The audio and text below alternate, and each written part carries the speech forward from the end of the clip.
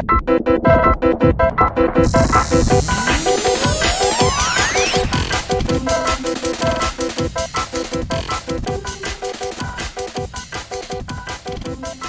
was the night before New Year's, and Jay had invited the co hosts and guests of Reanimate This to his apartment in the distant land of Brooklyn, New York, to celebrate the new year, as well as the first season of the show.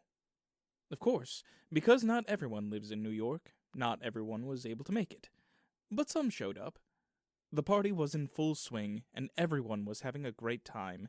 It was Jay and Jesse and Dom and Madsy. Just share us the favorite movies that you have covered throughout the season, and your least favorite movie, the big surprise, and something that you have learned. And I could probably go for last, but who wants to go first? Well, my most favorite movie and my least favorite movie, and the only movie I reviewed was that one with the Marquis de Sade and the gross puppets. Aptly titled Marquis. Yep. Marquis, yeah. It was an experience. It was like a sober drug trip that you couldn't get off of.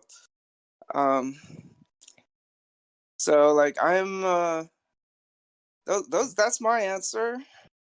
Did I do all right? And also there was like one thing I forgot to share back then was that it's just a more minor thing, but you know what's the Roland Topor's like artistic motto? Well, Make sort of like shit? that. It's just simply like a three things: blood, shit, and sex. That's just common elements in this work. Yeah. Yeah, I mean, one thing I'm very surprised that you're a fan of this movie, Jonathan Livingston Seagull, and I really can't wait. We're planning to do that episode next year. Yeah, I'm looking forward to it. That's the book like really shaped my early childhood, like about things that I wanted to do with my life, and I know being sick of the standard way of doing things. I can't say it's been successful, but hey. All right, who wants to go next?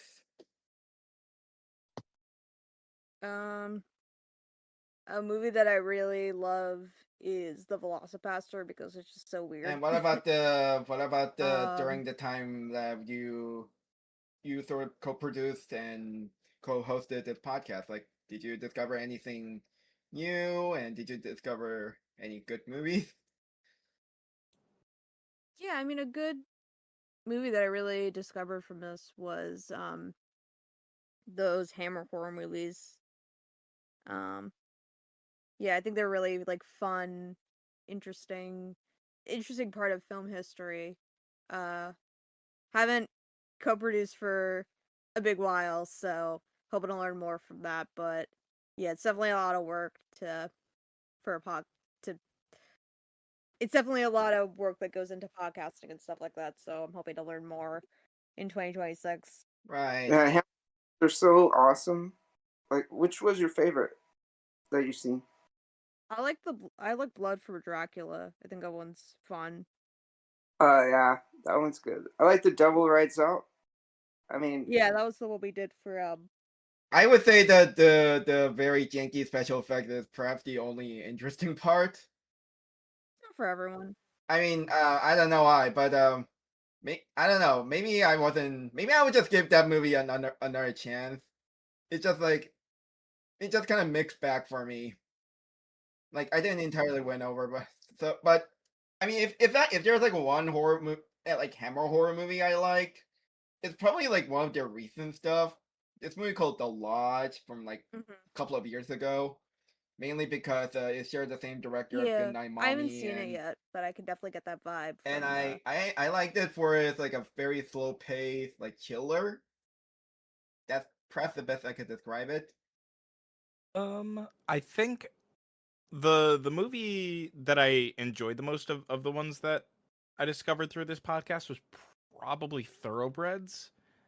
Um, it ended up being a really good movie. I enjoyed it a lot. I thought Anya Taylor-Joy did a phenomenal job in that movie, and it just like I enjoy those types of like indie character study movies. And Thoroughbreds kind of like really scratched that itch for me. Um, like it ticked a lot of boxes in what I like when it comes to film. I remember I really wanted to meant to watch that movie when it was in theater, but then didn't get a chance. And thankfully, because thanks to this podcast, I decided to get a chance to see it. I mean, it may not be my all-time favorite like Anya Taylor-Joy movies, and for me that would be The Witch, her early, screen debut. It's not exactly debut, but the one that made her like a star. And now it's probably my turn, and as someone who pretty much does like majority of the organizing and producing. Yeah, and the reason why I one of the reasons why I started this podcast is just to create a community of people, you know, talking about movies, share each other's like movies, and sometimes I do a group screening where I show some short films and movies that I really want more people to see. And I did a group screening for Thoroughbred, and just recently no, not that recent, but I did a screening for the Girl Without Hands, which Yeah, that Jesse one used was fun. showed up, and yeah, that one was an interesting. And I would say my favorite movie throughout this season, and it's also perhaps one of my favorite movie of this decade, is Wolfwalkers, because Scott Tafoya mentioned it during when he pitched the episode, like, oh, I want Reign of Terror, which, by the way, Reign of Terror is also a good movie as well. The Reign of Terror, but done in the style of Wolfwalker. So that gave me an excuse to watch, you know, both of these movies. And Wolfwalker is very much the kind of movie that made me want to say, like, this is what people should be making. Yeah, no, it Like, instead of just rehashing the old thing, they just make something new. yeah, like there are so many folk And tales say something and new. fairy tales in general that just like aren't that I feel like would be really fun animated movies, and they're just not being funded. And not only that, but and it's also very political, and that's what I like about Wolfwalkers. And it's not afraid to be political. Yeah. Actually, one more thing. There is a hold on a sec. There's like one thing I forgot to share to Scout, that so he's gonna talk about Anthony Mann, and for whatever reason in the past I don't know, the name Anthony Mann sometimes gave me deja vu. It's probably because he shared the same last name with Michael Mann, and I kind of wonder if he's related to Michael Mann, but turns out he isn't. But Scott mentioned that, yeah, people did draw that comparison or made that connection in the past. But however, the reason why I had this kind of sort of this faint deja vu is because he was the original choice for the movie Spartacus. Like, Kirk Douglas wanted him to direct Spartacus movie, but then he dropped out and he got replaced with Stanley Kubrick. What else you all like to say? Oh wait, actually, I enjoyed the Crow movie. It's really fun to decide to give that movie a try. So I want to thank Dom for introducing Oh me yeah, to that movie. that one. Not to sound biased, but I enjoyed sharing that movie, and I enjoyed getting a chance to talk about it.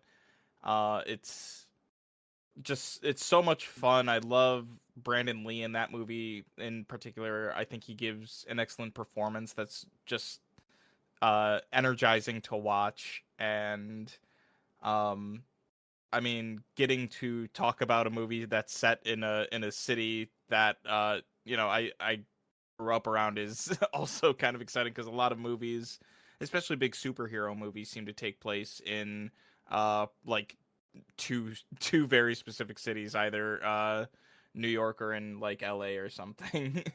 And okay, here's one thing I forgot to mention back then. Like, turns out It Follow wasn't the last time they portrayed Detroit as like a apocalyptic wasteland.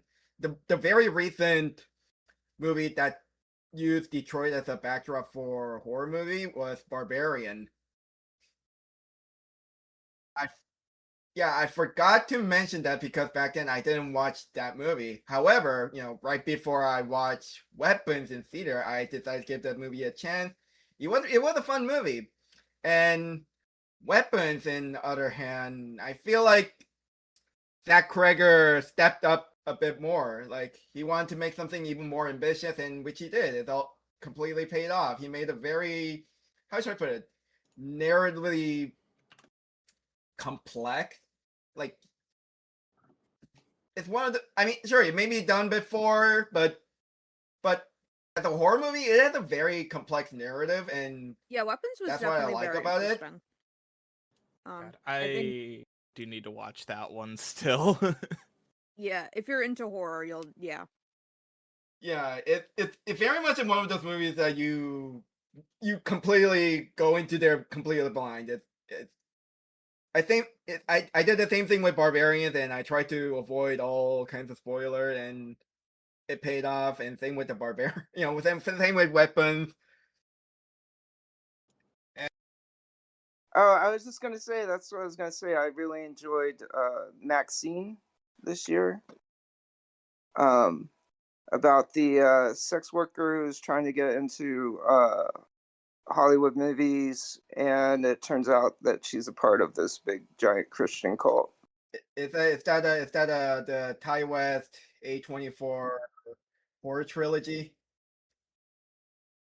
Yeah, I need to watch that one. I only watched X and Pearl.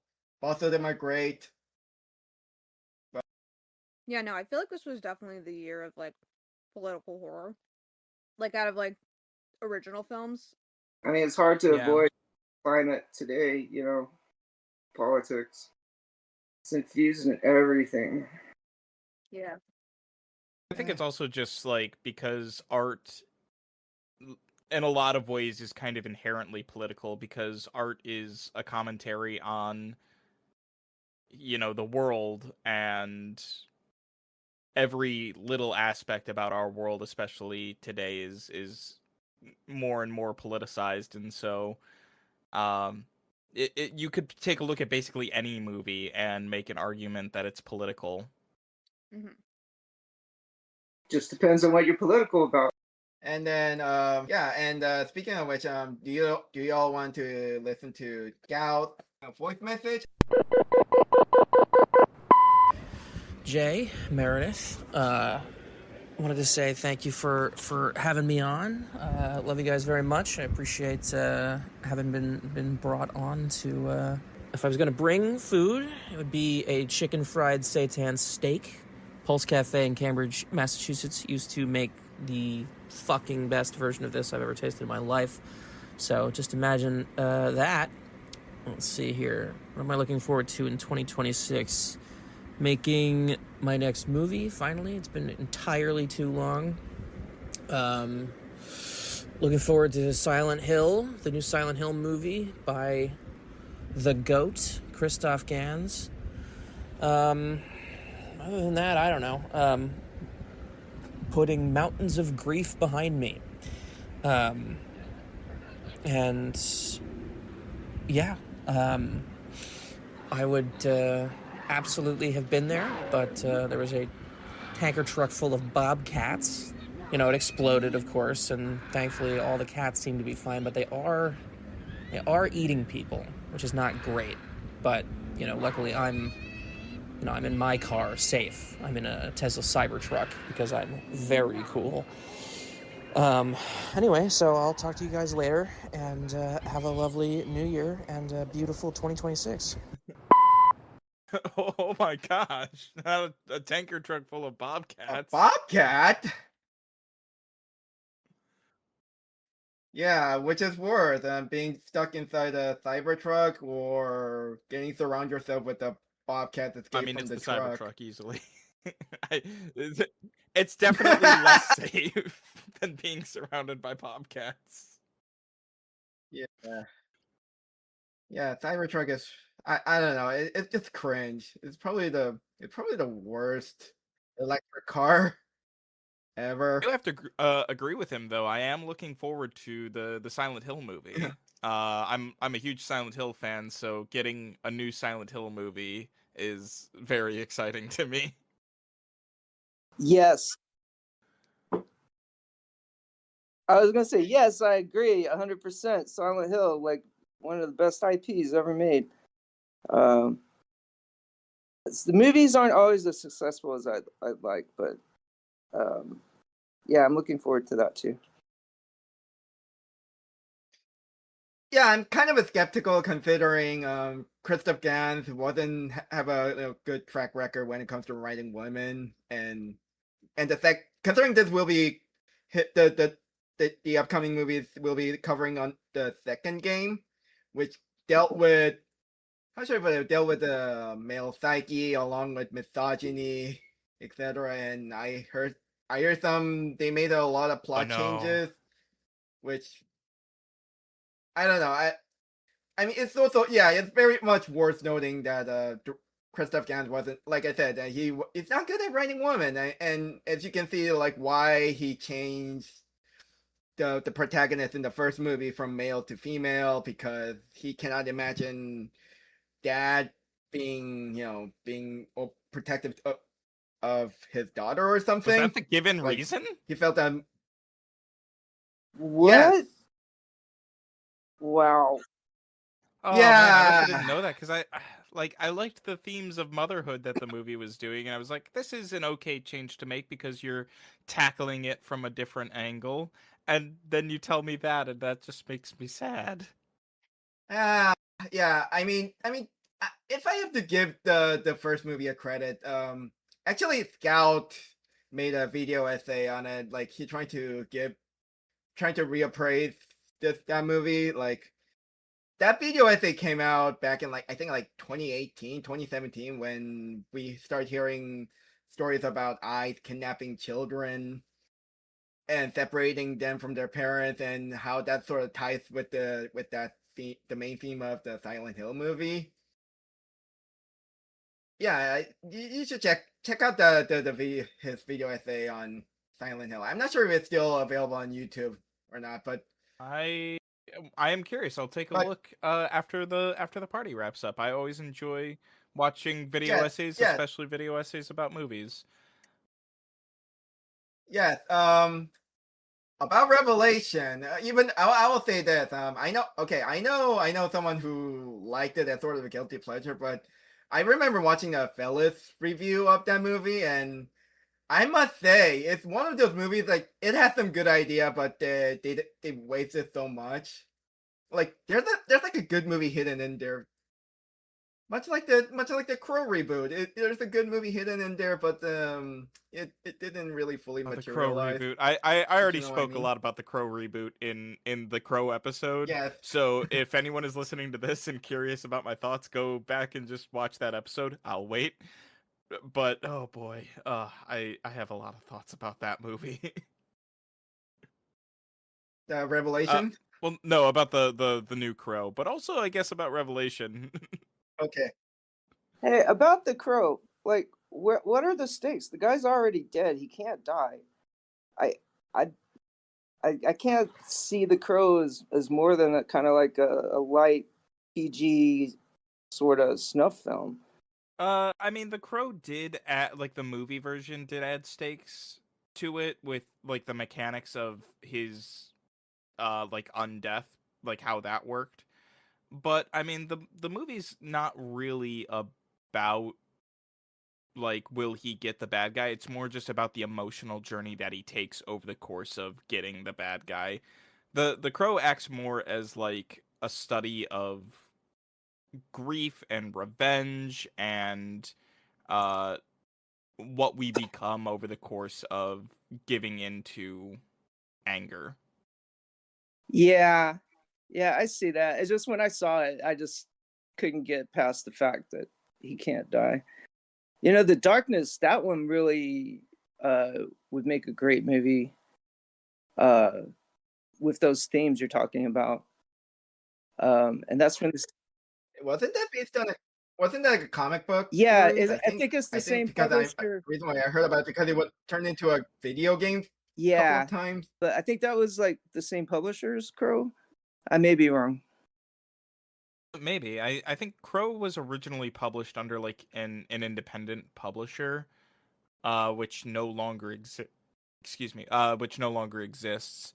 So I think the comics did get a reboot in the last couple of years. I don't remember if that came out under Dark Horse or if DC had somehow gotten their hands on the property. I'll have to look into that. I was way off. I thought it was like ID or something. So anyway, so just here's my question. Would you rather be in the Cybertruck or be inside a car surrounded by bobcats, like human eating bobcat? Bobcats.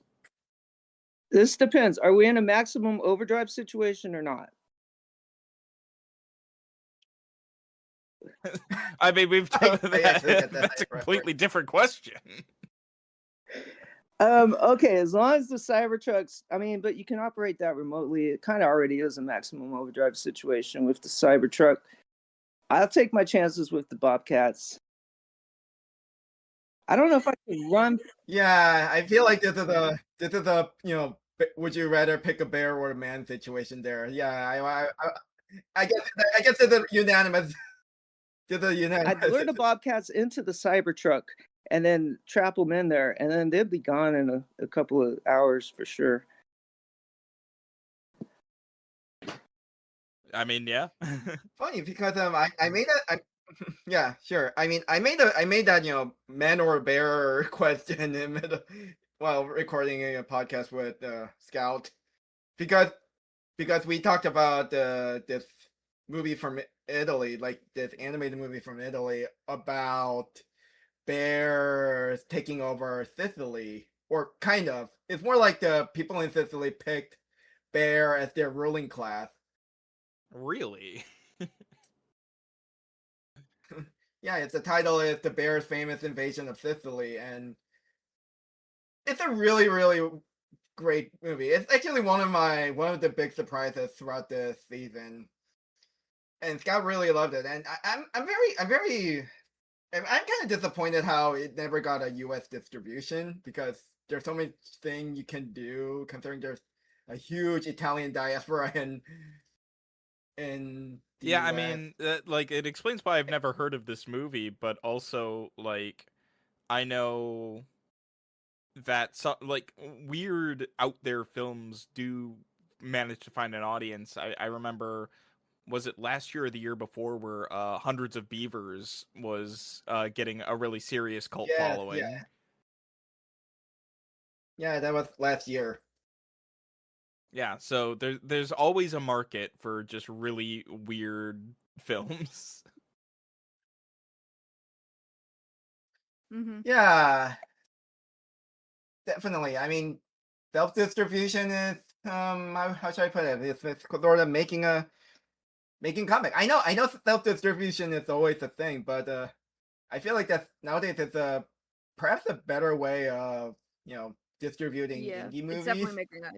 And I ended up watching yeah, I watched like a couple of I would say like 2 self-distributed movies, during this year. One was I think like A Myth of Man. I believe that's the title because I mentioned that in the very first episode and I messed that up and I had to cut that out.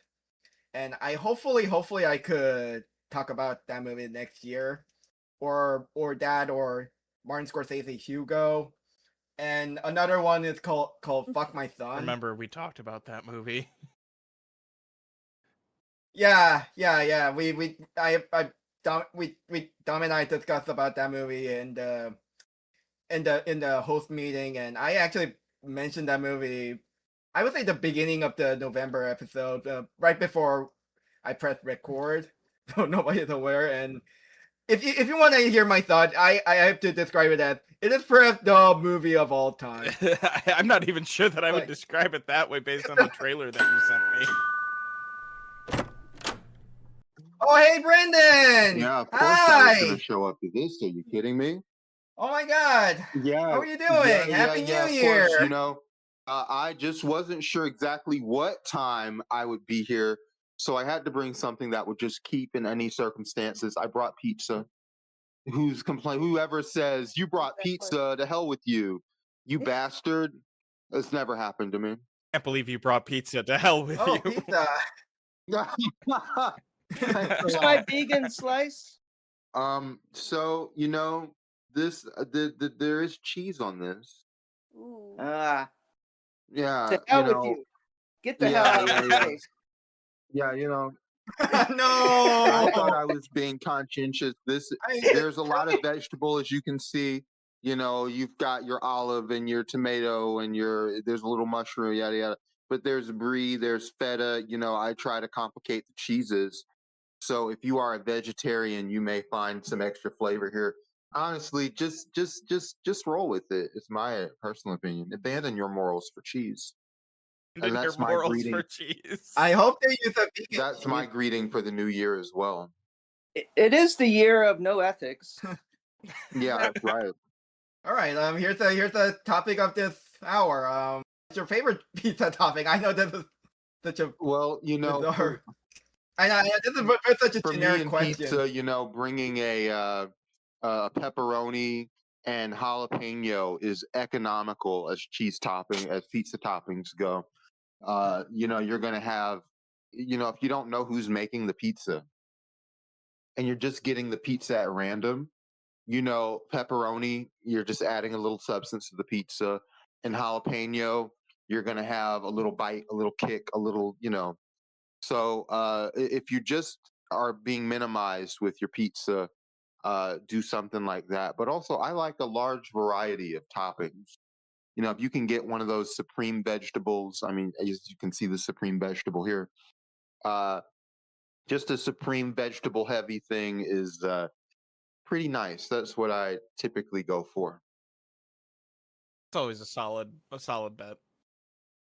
So my favorite topping would be, well, just generic pepperoni. But being in New York, I get to eat a lot of.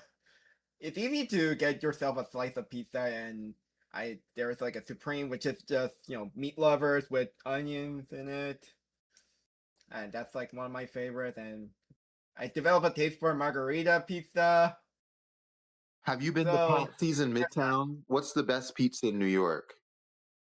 I don't know, it depends. I usually don't go for like the 99 cents pizza. Oh yes.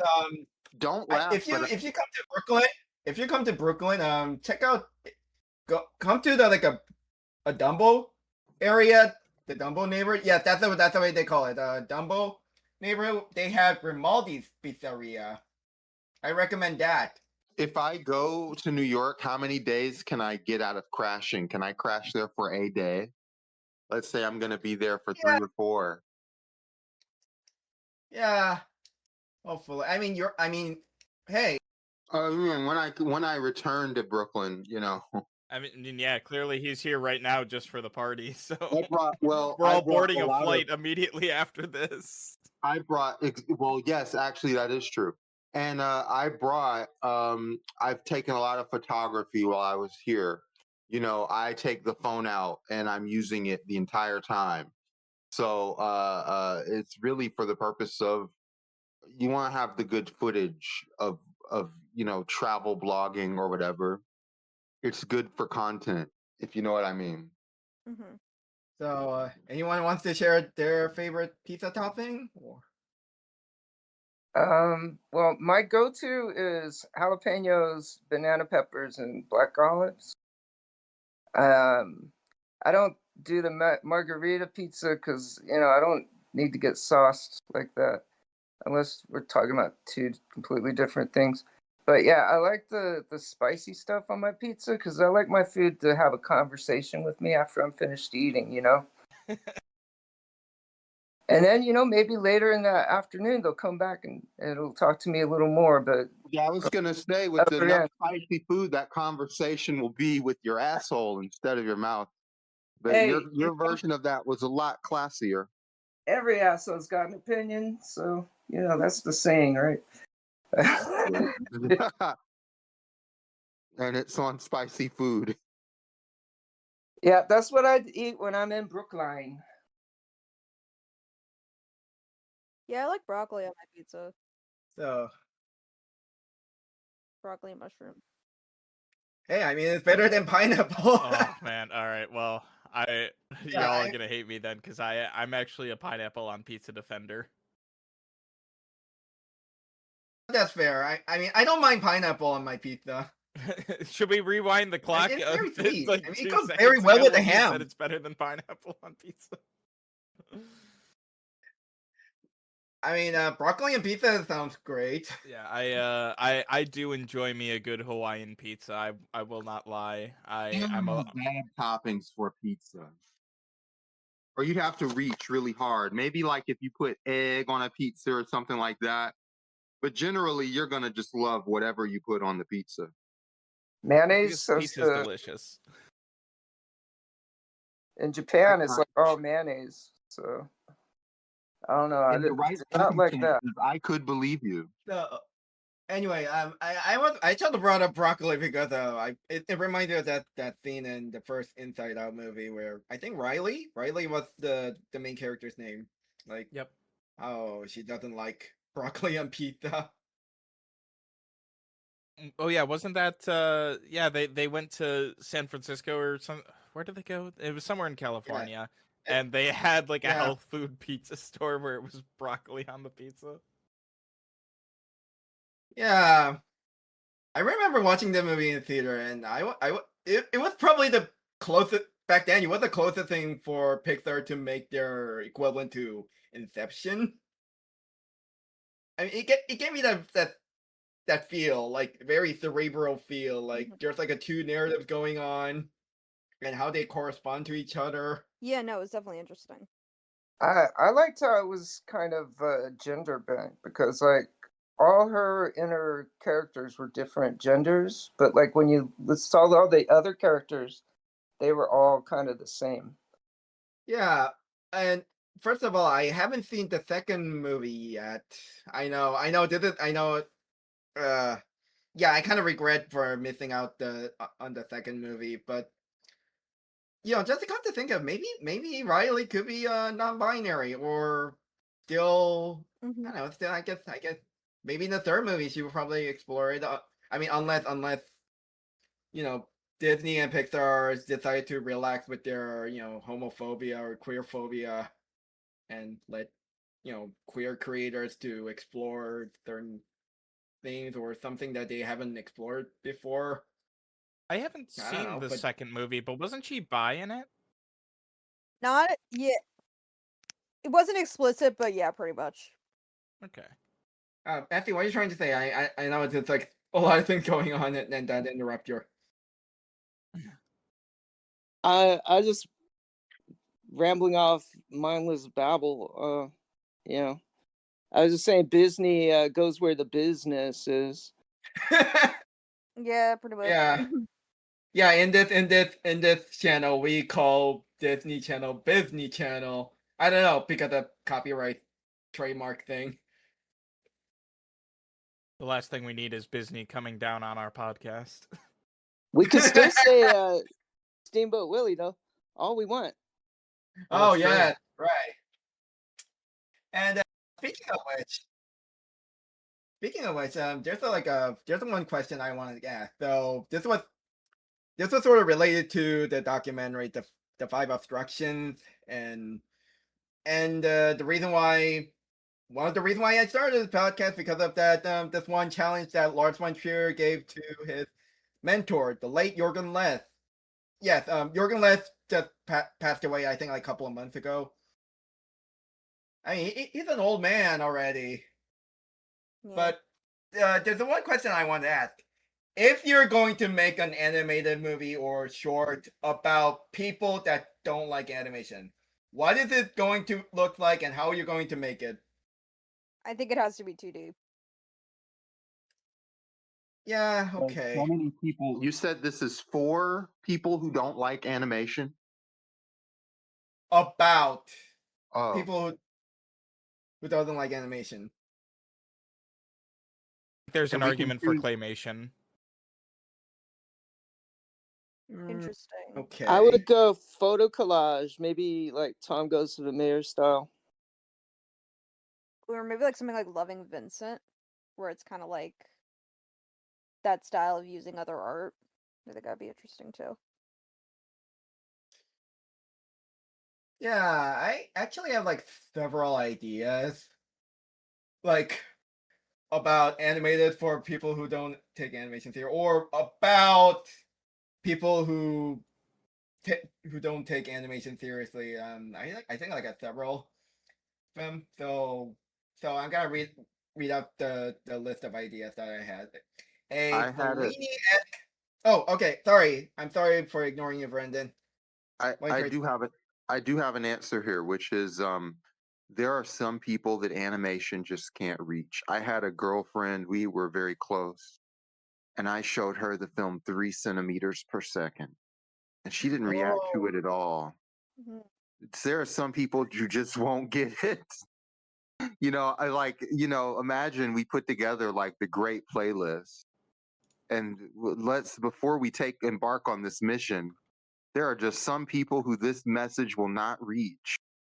And I wonder if any of you know someone who just really is not moved by animation. Not personally. There's a question I wanted to ask. Like, does animation needs to move you? I know you can tell a moving story, but not all like stories, cinematic stories are moving. If you know what I mean. I don't think a movie has to necessarily move you per se. Like I've definitely seen a movie where I haven't been moved, but I have still appreciated. Does that make sense? I Yeah. would just say, as an art form, it has to move you. I wouldn't say every individual animation. And maybe the answer is that it just wasn't 3 centimeters per second, and it would be some other art form that moved this person. But yeah, I don't necessarily mean that we've got to pick that particular animation. But if a person is skeptical of animation at all, then I think the way to get them to respect it would be for them to see something that moved them personally.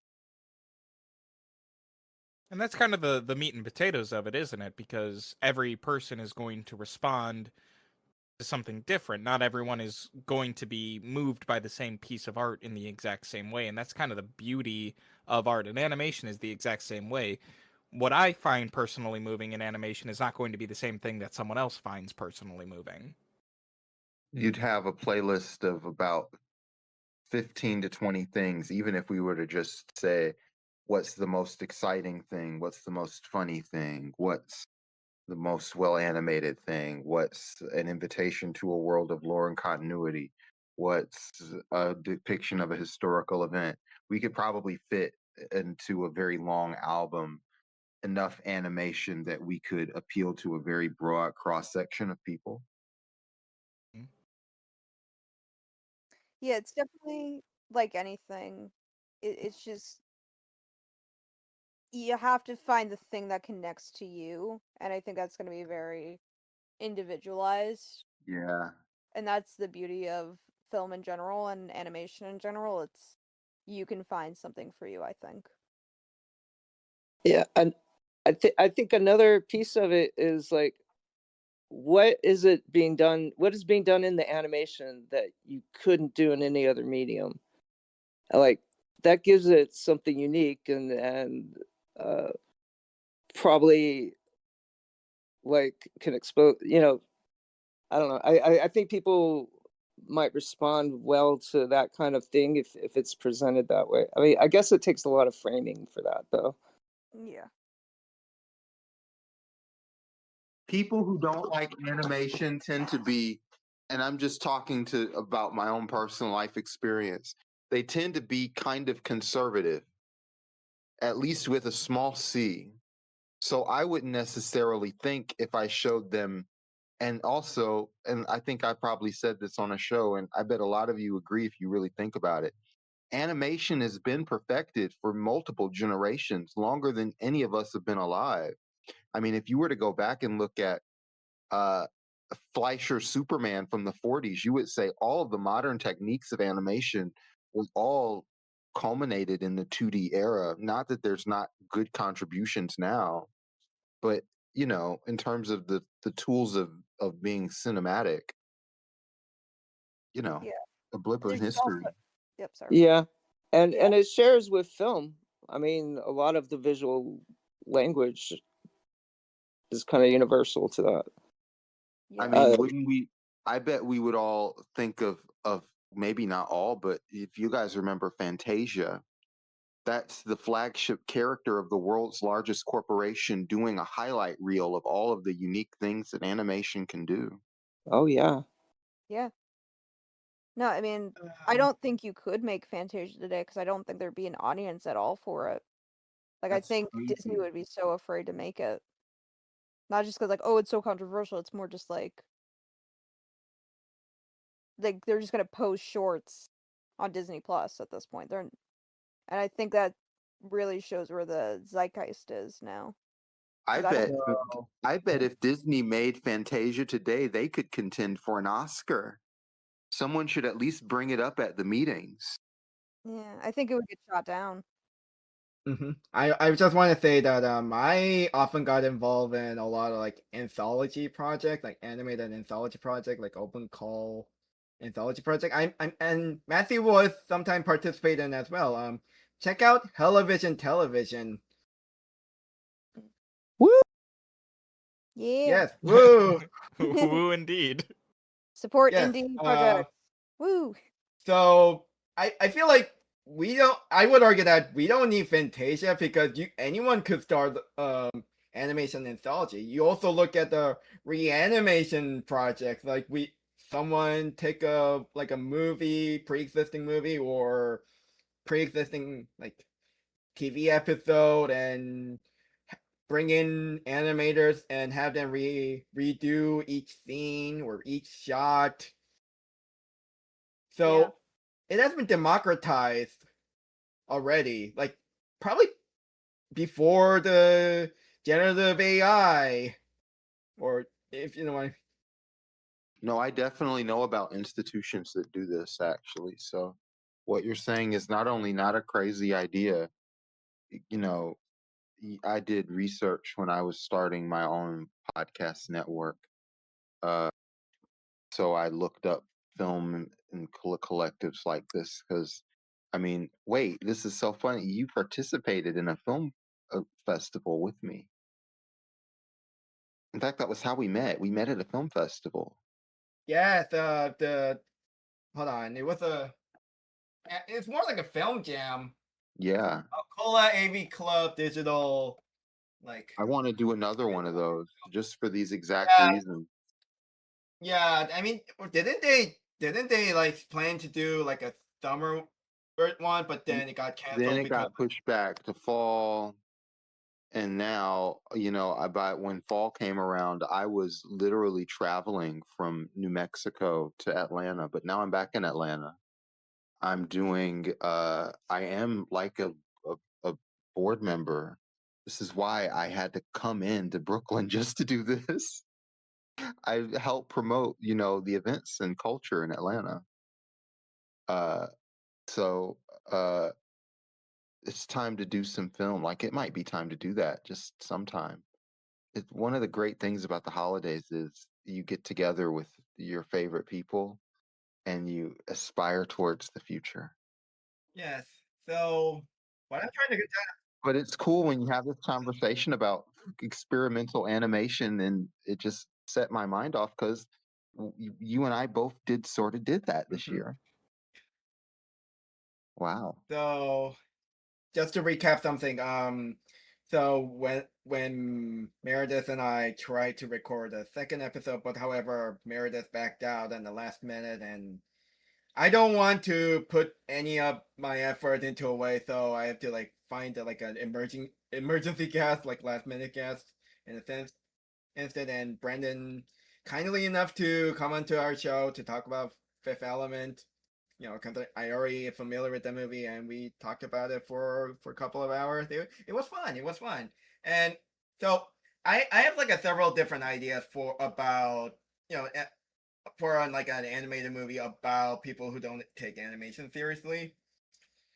So you want to hear it? I think like 3 or 4 ideas, or sort of related ideas. So I'm gonna read out the list. So 1, a Fellini-esque movie about a film director trying to make a live-action adaptation of an anime movie that he and his late brother loved, but only to teleport into that anime world where he reunites his dead brother. It contains Roger Rabbit-style special effects where live actors interact with animated characters. And I thought about that idea back in my junior high years. The next one, a very abstract animated feature where every single character doesn't care about the medium itself. And I mean very abstract, like the character design is very abstract. And it's like that Hungarian movie called Bubble Bath. And then the third one, similar to the first one, an animated mockumentary or docufiction about a director from a different country who was hired to make a live-action adaptation of a critically acclaimed animated film. It mostly involved behind-the-scenes drama, and we as audiences observe coldly toward American cast and crew members who don't take animation seriously as an art form, along with taking a glimpse at the special effects people trying to make it to the deadline while living off their low wages. It's similar to this movie Irma Vep, which is by Olivier Assayas. And the fourth one, and an animated or live-action docufiction about a big studio trying to make a live-action adaptation of an experimental animated movie, but told from the perspective of film crews who are working on this. And it is a interconnected hyperlink story of various narratives. So think like it's similar to what I've said in what I described in the first idea. So it's similar to the movie Mulholland Drive and this recent movie I watched called The Ice Tower. And I watched the movie Ice Tower around the time when people are talking about Knights of Guinevere. I was like watching The Ice Tower and thinking like I kind of want to see. I mean, if the Knights of Guinevere ever picks up, I want to see an episode where it was done in that kind of the style of The Ice Tower. And in case if you don't know what the Ice Tower is about, it's about an orphan girl ran away from the orphanage and stumbled into the set of a movie based on a Hans Christian Andersen's The Snow Queen. And Marion Cotillard is playing the actress who is also playing the Ice Queen, and then the line between the reality and fantasy start to blur together, and that orphan girl was hired to be the extra. Not only that, she and Marion Cotillard characters start to form this bond. So it's a very lovely movie, and I really wish more people have seen it, and I really wish that if I knew someone who likes Knights of Guinevere and this is the one way I wanted to show it to them and wanted to hear their thoughts. So yeah, that's all the ideas I have. But I also realized that when you ask someone who just doesn't take animation seriously, ask them to make their own animated short or animated films, that animated film reveals something that they have been missing, from their experience with animation. So, for example, Jürgen went less, going back to the five obstruction. So Jürgen less was asked to redo his short film The Perfect Human into an animation, and he hired an animator, and the animator who happens to be Bob Sabatson, the animation director of A Scanner Darkly. So he gave him some concept art, and he decided to, animate them based on what Jorgen Leth had in mind, and it's a very poetic, much like the original live action short. It is a very poetic, and he pretty much did best what he could do with the medium of animation, and it really shows that he never seen an animated short that are pretty much a visual poetry. I have a feeling that when you think about animation, you probably think about like Bugs Bunny or Mickey Mouse, like things for a kid. And I think Matthew, you and I talked about this before, like privately, how both Lars von Trier and Jorgen Lenz presumably came from a generation where they think animation are for kids. What they've seen from animation are just Looney Tunes or Mickey Mouse or something that's directly targeted for younger audiences. When you're looking at animation as a medium, I think it's something that specifically with the mediums that they use, like 2D and 3D. I think it's something that is very interesting to see the full history of, because I think it definitely not changes, but just the way it moves throughout historical events. And I think it's going to be very interesting to see going into 2026 where animation is going, because I really do believe that animation is going to become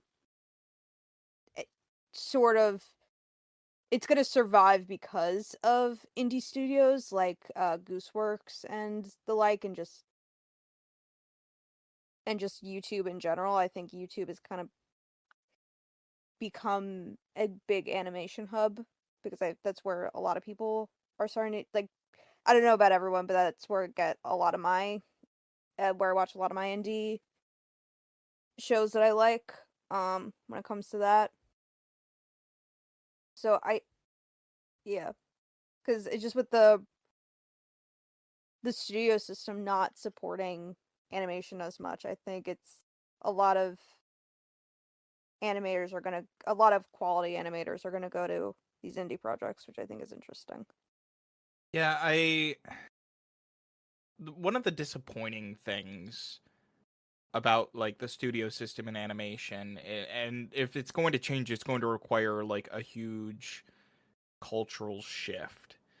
But this idea that animation is a children's medium, Yeah. all the animated films that come out that are like big studio films are children's movies. We don't get a lot of like animated films that are geared towards an older audience, at least that are coming out of the States. You can make an argument that like a lot of anime films that are coming out are geared more towards a teenage or more grown up audience. But the the idea that animation is made for children is just absurd, because it limits imagination is what it does. It limits how we think about art. If this specific art form is made for children, then we can't really do anything for it that wouldn't be appropriate for children. And animation is quite literally a limitless potential of imagination, because the only thing that limits the possibility is what you can put on pen to paper. Yeah. And you're not limited by things like a CGI budget or the physical capabilities of your performers. You can, as long as you can draw it, as long as you can animate it in a 3D animation program, then it's possible. It's something that you can display and that you can have as your medium.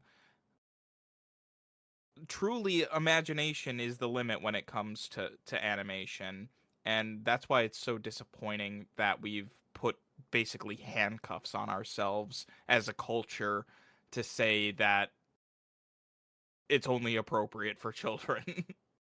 So where did this idea come from anyway? I mean, I know where it came from. It's like when Saturday morning cartoons became a thing.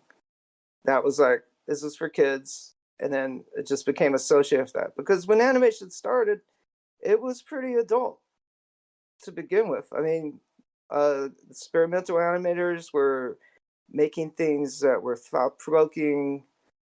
And then even up until like the 70s, we had mainly adult kind of feature length films, not counting Disney. So like, and Saturday morning cartoons haven't been a thing for a decade now, right? I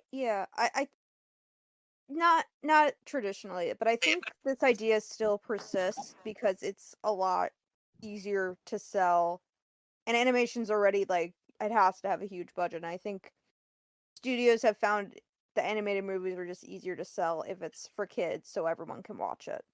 I And think yeah, that's what it your is. marketing is your toys and the whatnot are so much easier to sell to kids. Yeah, that's definitely part of it too. Yeah. From a business standpoint, that makes them. Oh, go ahead, Jay. So I when I did that thoroughbred episode, I once described I don't know I once described like a Disney Renaissance animated movie. I know this may be sound shocking and a bit insulting for some people. I mean, if I have to like compare, I don't know it reminds me of like what Chris O'Donnell said about Batman and Robin. It felt like a toy commercial. Like I don't know to elaborate on a bit. I grew up watching Beauty and the Beast, like Disney's Beauty and the Beast. I grew up watching that movie, and then as an adult, I watched Jean Cocteau's like 1946 movie, black and white version of Beauty and the Beast as a live action movie. And well, I was the first time I watched it, I was very intrigued because how much Disney took on a lot of inspiration from that movie, and then that it wasn't like a fun thing that me and my sibling had the first time when we watched it. So like, oh wow, Disney took that element. Oh wow, Disney took that element. Oh wow, that character Avanon is actually Gaston. Like that's what Gaston is modeled after. And then several years later, that movie started to grow on me, and then I really like the very how should I put it? It's very poetic atmosphere. Which, to be fair, this is kind of I've seen animated shorts and movies that did convey that poetic atmosphere in Jung Cocteau movies. However, looking back at the Disney Beauty and the Beast, I was like, I really, I really missed that poetic elements in the Cocteau movie. Now it just feels like a toy commercial, as Chris O'Donnell would put it with his Batman and Robin experience. And what are Yeah. you trying to say, Yeah. Brandon? Yeah, thank you for landing that right where I was going to take that torch, which is a reminder that just children are a major part of the film market overall right now. Yeah. That a lot of ideas, like when you look at how the box office has changed over the last 10 years, it really is just that film is not performing as well globally right now. It's not just a problem of American culture. There's like just a global disconnect between the language of American film and what local audiences are watching. And that's not good or bad. It creates changes in the market that the kind of like dark adult gripping, blockbuster template movies that you might imagine. I mean, right now, those kind of movies, even now, like movies that you might say these were good movies, aren't doing that well at the box office. And what did do well was four quadrant family movies, people bringing their kids. People aren't typically going to the movies just for themselves, just in the last couple of years, both domestically and globally, which, you know, is its own problem in the industry that goes beyond, the corporate boards and their feelings about artistry and what have you. Yeah, definitely. I mean, we saw Mickey 17 be a horrible flop this year. Maybe that should be an episode of Reanimate This. Yeah, If that movie had been a cartoon, that would have been a banger. maybe. From the makers of The Black Cauldron comes Nikki 17. I doubt that Richard who's the swan princess guy. Okay, hold on. I think was it Richard Bridge. I doubt that Richard Bridge would get involved in the Mickey 17. Anyway, I think both Dom and Matthew are trying to say something. What are you two trying to say before I move on to a different topic? So we are talking about the whole studio system and and how big movie studios keep coming up with a very formulaic animated movies. So for the next two seasons, like season 2 and season 3, we are focusing more on the DIY animation and DIY filmmaking, and we are gonna more touching on that. I love independent film. And that's what I'm looking forward to the most. So I'm not sure if Meredith is aware of this, because she should have pitched that more to me. I don't know. That the reason why back then during the monthly meeting I decided to change it from VFX to indie filmmaking is because I co-directed a live action short for a film jam, and it actually gave me some perspective along with, how should I put it? I'm people starting to dislike animation fans on the internet To be fair, some are annoying. To be because fair, for many Respect. reasons. People like Saber Spark. Yeah, I don't know. Like there, when that movie Fixed came out, and all the animation fans kind of made a fuss about it, and along with that, I watched some video essays about the problem with the animation critic or cartoon critics on the internet, and that gave me a reality check, and I wanted to produce more episodes that give like cartoon fans some different perspective. So what is it that what in particular perspective wise did you take away from your work? What perspective? Well, how being a very collaborative medium, like how the directors work with actors and how they plan things and how they trying to incorporate new things on the spot. And what I liked about it, and okay, maybe not be for everyone, but what I sometimes I like about making like live action short is like the spontaneous nature, and I think I also like to draw comparison with how live action filmmaking deals with spontaneity, like something if someone come up with a new idea, they could just incorporate it easily, but in animation you have to plan everything from the beginning, and whenever someone thought of a new idea, it's too late to do so. And from what I heard, that's part of, someone argued that unable to incorporate new ideas is part of the reason why the Disney stopped making 2D animation. I heard that argument. And doing it in like a 3D animation would make it a lot easier or something. And I brought that up in the last episode. And I think my mentor, Emmett Goodman, has said that, oh, actually you still could do improvisation or spontaneity in animation as well. And he recommended me some animated shorts. And I would like to explore that in the future, like the use of improvisation. Yeah, that for animation that happens in the processing. Well, I mean, I guess it happens for processing during live action too, but like it's you make little decisions while you're creating your frames sometimes that you wouldn't think of doing in a more spur of the moment type of deal.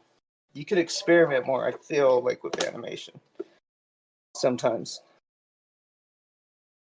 So this was a conversation I had with the animator that I know like a couple of years ago, and we were talking about Emperor's New Groove. And if you're not very already aware, that it is perhaps best known for its very chaotic production. Like they changed the plot several times, and they changed the creative directions several times to the point that it went over budget and it didn't do so well at the box office. But although it did found some audiences, and I think it was like a fan screening of the Sweatbox, and afterward the organizer of the screen, which the animator that I just mentioned before, his name is Devin Manny, and we talked about whether if it's possible to be almost everything be improvisational when you compare it to something like the movies by Gaspar Noé. And in case if you don't know, Gaspar Noé nowadays he just write an outline, like the outline of the story, and then just have his actors to write their own dialogue and just shoot it as it goes along. That's how his usual creative process, and that's how he made Irreversible, Climax, and Vortex. And I wonder if you could do that, the creative approach in animation as well. I mean, Devin said that yes, you could, but he didn't really elaborate on that one. But hopefully, I could do like a panel discussion whether if that approach is possible in animation. I think it definitely is, like during the like you can have a script and then before you actually start doing the animation itself, having the actors read up, the lines and stuff. And that leaves room for like ad-libbing and things like that. Yeah, that's interesting to think about. So let's see. Oh hey, look. It's a voice message from the future. I wonder what that is. Hello? Is this thing working? Hopefully it is. If it is working, it's going to be the 12th message sent on TTIMS 2000, which stands for Time Traveler's Instant Messaging System 2000. And I'm sending this to you on 20th of March 2026. Sorry I couldn't have sent it any sooner. I was busy cleaning up the house, in anticipation of the new year. Oh, our new year. Yes, we are getting ready for Nowruz, which is the new year in Iran. And we clean the house, and I'm actually moments away from hearing the cannon shot that's going to symbolize the start of the new year, the year 1405. Hopefully you had a good 2025. 2026 so far has been kind of an uptick, Everything is better than 2025 in my opinion. And I'm actually kind of anticipating the release of Coyote versus Acme. Genuinely looking forward to that. It probably won't be good, but I'm glad that we actually get to see it and form our own opinion on it. So I just want to send you all a happy holidays message. Happy Christmas, happy Hanukkah, happy Nowruz if you celebrate it the same as we do. Happy Chinese New Year, happy Kwanzaa, happy all of the New Year traditions. And yeah, hope you all have a much better year than the one you just had. What a nice message from the future. Yeah, looks like he discovered a time travel, sort of. So there's one question I want to ask after after listening to this. What is like a one message you would like to send to your own past self? Get a good skincare routine early. Would you like to send to your Don't past anticipate any radical changes in your life's condition. Plan for the future as if you'll be roughly the same kind of person that you are right now, person in the past. Don't spend too much time preparing for best or worst case scenarios or some drastic change. Think about what would happen if a lot of things just continued as they currently were. Okay. Hey, past self, fuck you. Oh. Quit doing all this bullshit. That's gonna make me miserable. And you know, treat yourself nicely. Later. Ooh. Message to my past self.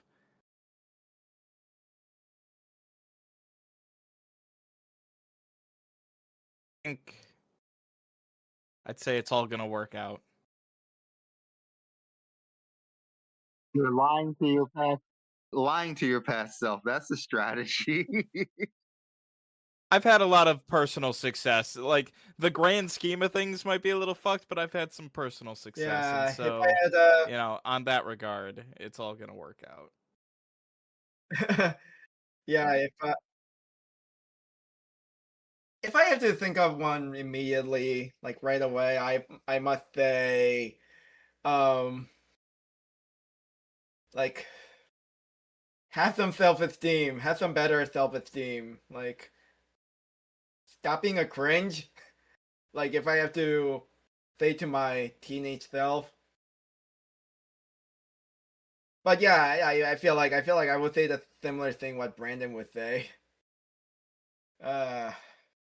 Oh, and maybe another thing. Oh, by the way, Donald Trump finally became a president. God, okay, I'm sorry to look, any of you How could. far back are we? How far back is the time travel? Because I assumed that I was only going back like 4 or 5 years. You're going way back to before the trumpet. You're talking to yourself as a child. Well, yeah, technically, like I would say like back in 2010 when. Okay, well, in I that want case, to hold change on. my fucking answer. Here are the lottery numbers. I was thinking in terms of just passing on critical wisdom on the life's path and how far back. You're just gonna cheat. Yeah, well, shit. Let me think of something, some unlikely thing in sports or something, and I'll send back the lottery numbers. Let's get this thing cracking. Okay. So yeah. Because if I told my younger self that Trump would be president, I'd go straight to Vegas with that information. Yeah, you would be like that beef. Yeah, Biff, the character from Back to the Future. Well, I wouldn't be as dumb about it as Biff because, you know, just knowing, I mean, I could have predicted Trump being president when he came down the escalator and said all that stuff. But, you know, that means it just has a lot of down market events. Like I definitely would have immediately known to buy Bitcoin. You know, I just would have hidden my hand carefully if I were to just bank on A few things, the yeah. mail not showing up on time a couple years into this guy's term. You know. Yeah, the reason why I brought I up don't know. 2010 because that was the year that I first learned about Donald Trump. Donald Trump is like, oh, he's the guy who makes all this claim that Obama is from Kenya, and he's also part of the Tea Party movement. So yeah, sorry to becoming way too political all of a sudden. I took Trump seriously as a politician right away. Did you see those other people in that pride? Jeb Bush, Marco Rubio, Ted Cruz. I saw as soon as Trump came down that escalator, I said, yeah, this guy might go just about this far. So So yeah, so in that message, Ali mentioned Coyote versus Eggman, which I also look forward to next year. And oh boy, it's kind of, I never would have thought that Netflix would buy Warner Brothers. Okay, even though the deal hasn't made it entirely yet, but yeah, I know. I mean, the other option was even worse, but considering, but I kind of feel skeptical about it, much like how I was feel skeptical about Disney buying Star Wars.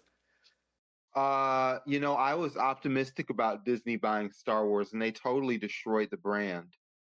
And I suppose that maybe Netflix, it would be hard for Netflix to do a worse job with the brand than the DCEU. But also, uh, I don't know. It would blow my mind. It's hard for me to imagine. I don't mind if DC becomes Netflix quality. You know, uh, they've had some hit shows. I'm not so devoted to the theatrical experience that I can't accept any compromise. I feel like theaters will be fine regardless of what happens to Batman and Superman. Uh, I feel like the experience of going to the theater will actually continue to exist, even if it's more independent or more small scale or a different financial structure in the future. Who's to say? Who's this way? The thing that I, worries me is that like these big blockbuster films, they look, as much as I have gripes with the way that studio films have kind of like relied on legacy and franchise and like reboots and everything, you can't deny that they get butts and seats. And when you get butts and seats and you show the trailers, that's how you find out about movies that are coming out. Like that's how I found out that Wake Up Dead Man was coming out, the third uh Knives Out movie. And I'm a huge fan of the Knives Out movies, and I had not known about it until I saw a trailer for it in a theater.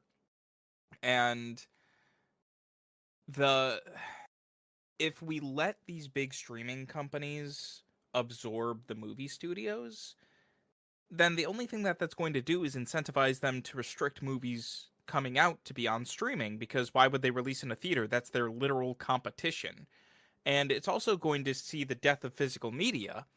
We're not going to get home box office releases because it's just going to be on streaming, and then they get to decide what movies are available because, they can take stuff off of streaming. I read recently that a bunch of animated shows from DreamWorks were being dropped from Netflix, stuff like She-Ra and the Princesses of Power and uh Kipo and the Age of Wonder Beasts. These might not be shows that are like huge in the cultural zeitgeist, but they are You're neat. telling me. Yeah, they're neat shows that should exist and be available, and they're just gonna disappear. They won't disappear as long as there's piracy. These shows will never truly go away. I mean, you're absolutely right, but we as a culture shouldn't be relying on piracy to distribute these cool shows and movies and whatnot. Like, All of you as millennials, as a generation, just you guys should just know you've got a responsibility to pirate culturally critical material. I'm not saying that Shira and the Princesses of Power necessarily qualifies, but you guys all grew up with Napster. You've all got Kazaa. I understand that there was this era where we were all using Netflix, but also just history. This all might just be a blip in time. I really think it's just a good idea. Everybody should think about what they can save, what they can back up, what's maybe you need to join a Plex server with your fellow parents. Maybe the next Mamdami should be running community Plex servers. uh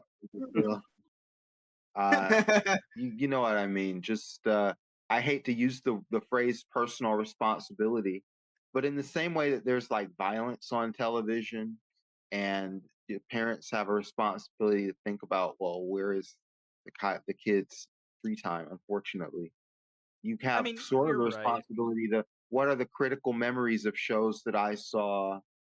What did I think was a good experience?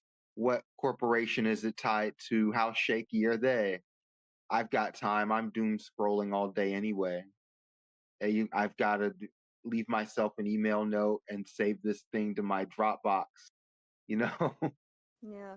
Yeah, I I mean, do- in a lot of ways, piracy is media preservation in the current landscape. But my point is that I'm frustrated that that is the case. That we have to rely on piracy in order to gain access to stuff that corporate entities are just taking away willy nilly. Yeah, And I it do have also, to ca- yeah, go ahead. Hi, yeah, sorry, I do have to catch an early flight, so it was great talking to y'all. Uh, yeah, Oh Thank yeah. All right. Thank you, Jesse. yeah. Have a good day.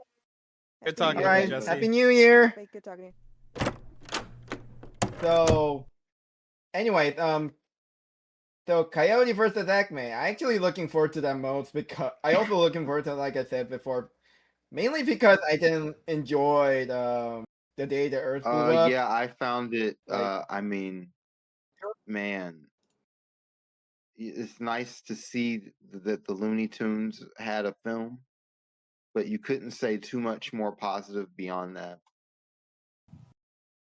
You weren't a fan?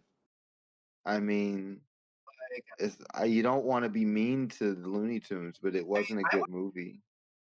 yeah, I mean, At least it was new what I'm trying footage. to say is that I wouldn't maybe liked it more if it had actually had Bugs Bunny, but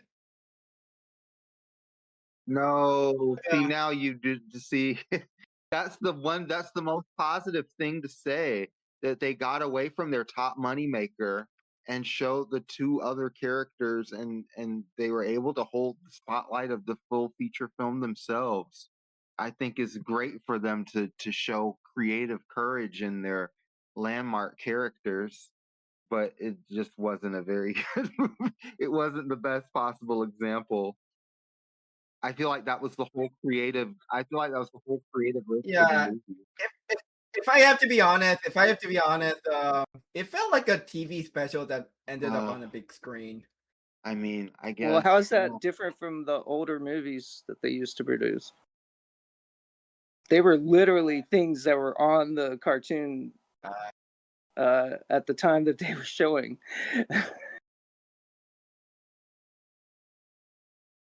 I don't know. Maybe the reason why I feel very indifferent to it is because I didn't grow up watching Looney Tunes shorts.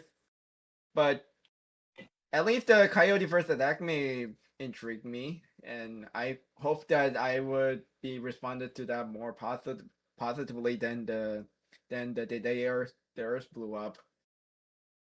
I think it's important to like when it comes to stuff like the day the Earth blew up.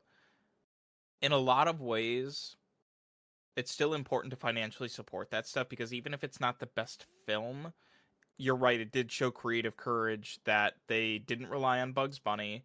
And also, they put out a fully 2D animated Looney Tunes movie in Yeah, theaters. And if we want to see studios take big swings like that, even if it's not the best, you say, no, keep doing this. I want to see you try. I want to see you try. End sentence. I want to see you try. that don't pay the bills. You're right, of course. I mean, I didn't turn on it until you Yeah. guys directly asked me, "What did you think of the film?"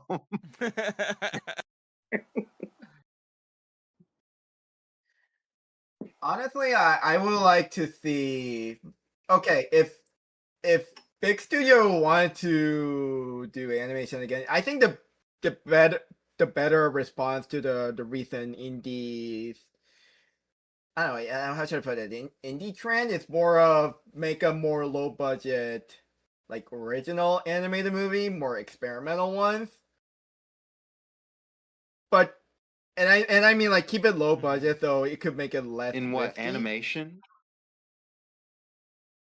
And yeah, animated film, and I think that's The what labor is Europe is all of doing. the animation. I mean, the reason why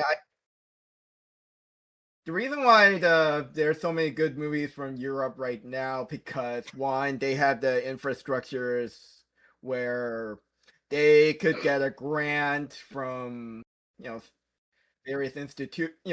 various institutions to fund their project, no string attached, and maybe this is kind of bit of another reason is that, and sort of somewhat unfortunately, the it's actually very cheaper to hire animators there, from what I heard. That's why I was like, I wonder what that implies. That all human labor is being devalued in our Like, current AI landscape? Yeah, I think so. so what's the one thing you kind of learned, and hopefully we could all improve? So when I started this podcast, one thing I pretty much learned very hard thing was don't be like Joe Rogan. That's the one thing I learned it very hard. And don't be like Joe Rogan. In fact, you don't even like Joe Rogan to begin with. Don't expect to keep this dragging on for several hours, with the exception of this one. Just don't be like him. Like, pace yourself. That's the one, perhaps the one of the biggest thing I ever learned. And what about you guys? Is there like a very How are you is there comparing is there like yourself? a constructive internal critique that you would give to the podcast itself? How are you comparing yourself to Rogan? I don't know. I maybe as a beginner, you just want to be the best of the best, but then in the end, you're just imitating instead of finding your own voice. You have been the best of the best, and I've done tons and tons of podcasting, and I can actually tell you an aspect that you are best of the best at, which is this is one of the best organized podcasts that I've ever been, a part of. When you sent me that first invitation after the film festival, why else would I go to Brooklyn? Only because you organized it this well.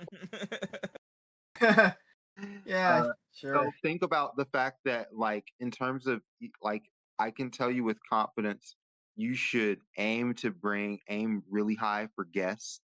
You may even consider, like, renting a location or inviting people to a library or some space you're doing in advance, because you do such a good job of scheduling, that my mind is blown. Like, now that when I think about scheduling, I think about, like, ways to do it as good as you do it.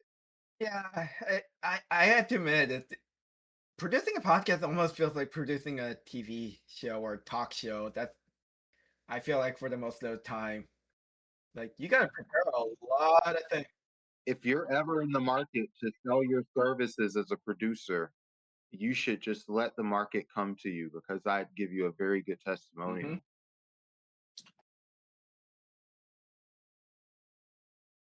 All right. So, bunch. Um. So yeah, that's a more like a critique I could give, and maybe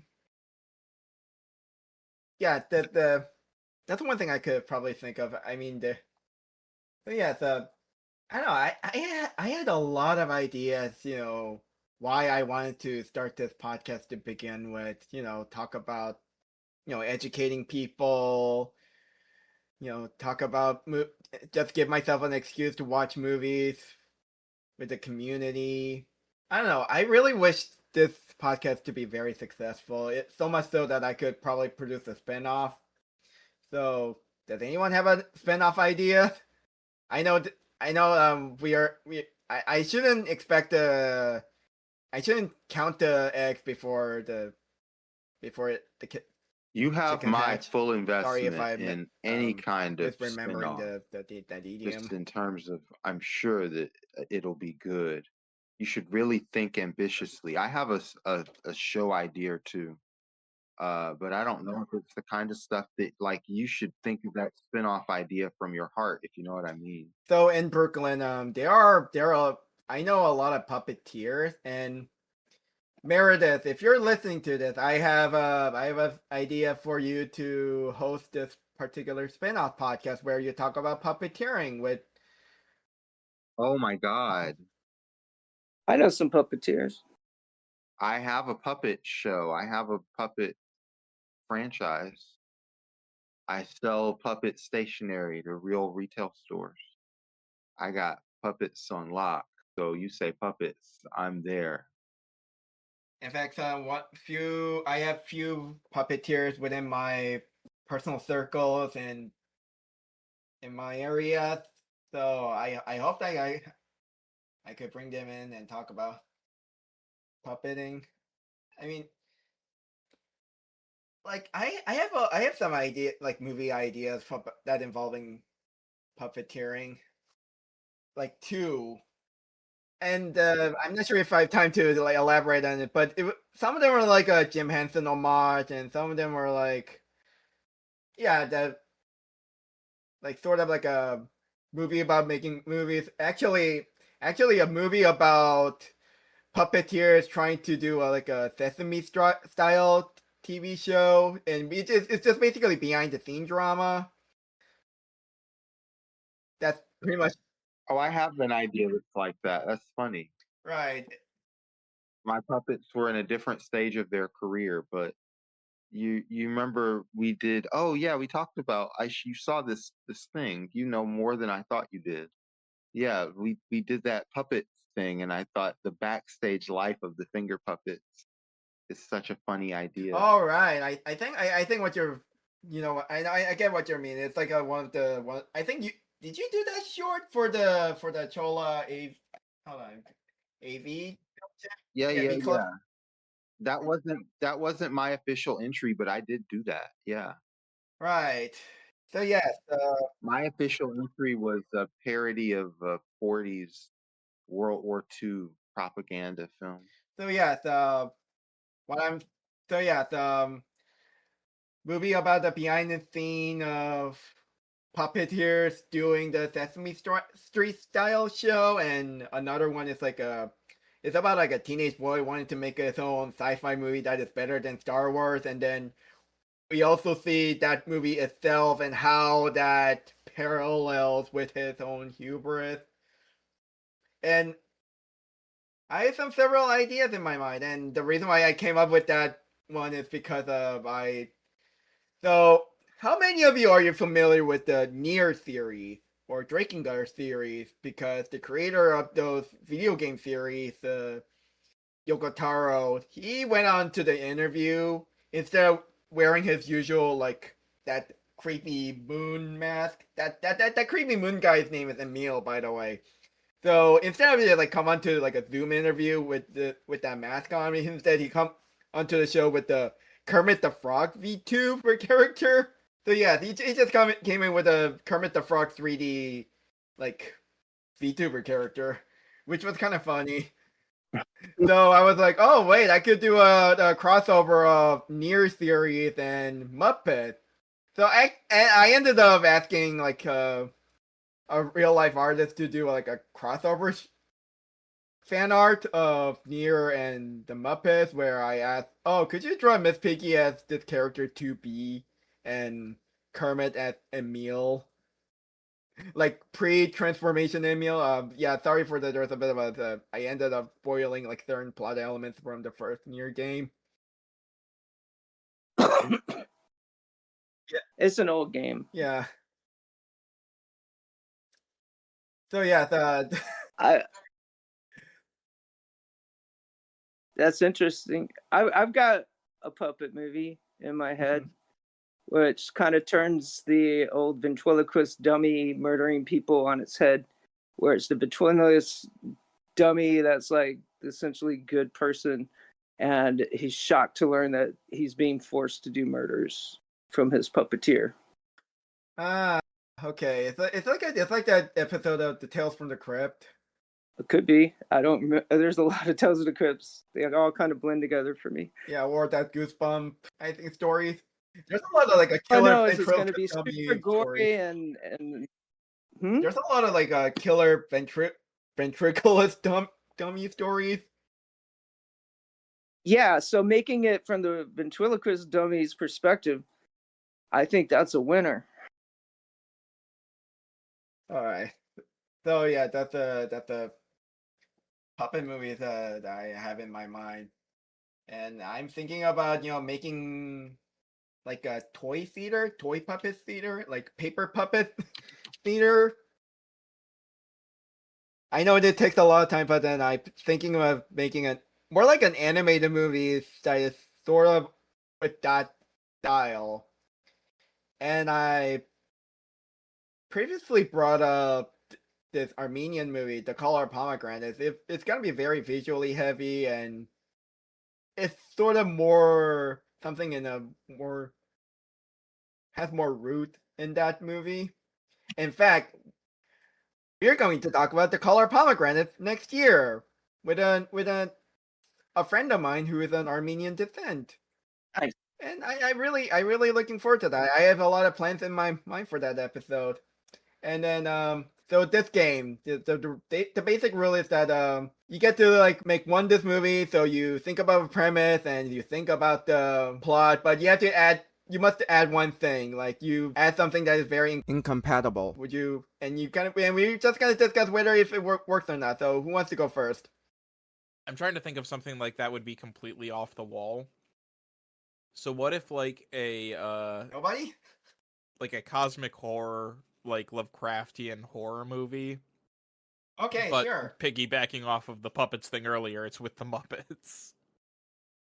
Okay, so it's a Muppet take on like the Call of Cthulhu, something like that. Yeah, or a small pivot from that. We could do like Actually, a that would be kaiju very movie with adorable. I Muppets. could imagine the Cthulhu plushie, Oh yeah. or just or a human actor pretending to be Cthulhu. Like only one human character is like Cthulhu, the Cthulhu actor. Oh.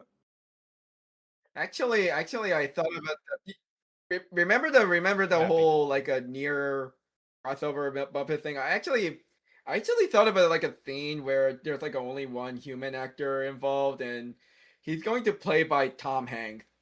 Like Tom Hanks being a very mystical guy, very gigantic mystical guy, picking up our puppet character like a giant, picking up like a very tiny human. I thought about that scene, and well, actually, Tom Hanks' character doesn't say anything. He's pretty much a silent role. But I just thought of like, oh, that character needs to be played by Tom Hanks for some reason. I have less of a strong answer, but it's fine because it'll give you time to make your answer even better. Which is, it really got me thinking just about what are the experiences that we want to have that we aren't really having. You know, when I thought of puppets, I really think of them as more of a small screen experience. I think of them as something that is best in mediums that you can think of in a small way throughout your day, like like Animal Crossing was a phenomenon, but I don't know if Animal Crossing could make a great cinematic experience that people would go to. So it was kind of interesting because all of my good ideas were lighthearted. So maybe a soap opera, something that's brief and scandalous and shocking, and then you immediately have to come back to the theater in a few months to see it again. That's my pitch. I like it. Oh, okay. So it's a theatrical soap opera or feature length like soap Yeah. opera. And in fact, if I can make something that's really great every 2 or 3 months, that's even 6 or 7 minutes, uh, and I could put them on the top of trailers or something. But even as a 90-minute experience, could I make something the quality of a Saturday Night Live episode every 3 months, but have it be just so good that 3 months later, did you guys see that fucking puppet movie? They're making another one in 3 months. Holy shit. That seems like you'd have to really ride the lightning creative. I can't come up with an idea that's that good. But if you had enough money, surely we all could concentrate for a day and come up with something that good. Yeah. Oh yeah. make sure Tyler Perry's to stay away from your project because this is something like That Tyler just Perry. ruins everything in my head now. I'm sorry to bring up Tyler Well, Perry here. Tyler Perry, I could see him having some interest in that, but also he would probably say, "Is my audience really going to spend? They might spend that money once, but to come right back, they've got fixed incomes. TV is a much more comfortable medium for my audience." And then he'd start showing me the studio. We really want, when you say cinematic, you've kind of priced out Tyler.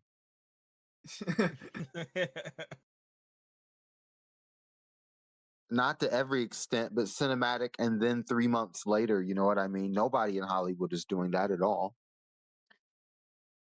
Yeah. So, before I go, now I finally have some ideas, but I would like to Matthew, do you have your idea?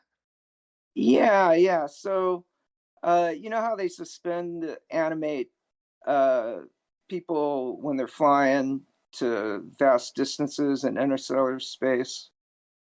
So like there's a colony, and one of the passengers wakes up early, and she's in her 20s and doesn't really know a lot about her own culture, but she's spending a lot of time in the ship. And you know, an xenomorph type alien boards the ship, and at first she's scared and all, but then it sort of turns into a Shape of Water kind of love story. And she realizes that like her entire colony is kind of invincible style, like the villains. And so at first she was just gonna, make the hard decision to destroy the xenomorph because it was feeding on all the passengers. But then she decides, like maybe let love reign. Maybe maybe the genocide of a evil society isn't that bad of a thing. And I guess the odd thing about it is the xenomorph alien is Alf. Oh, okay, that Alf. Okay. You know what? I would watch that. It's like a strange spin on the Alien franchise. Oh, you got where I was going there. Yeah.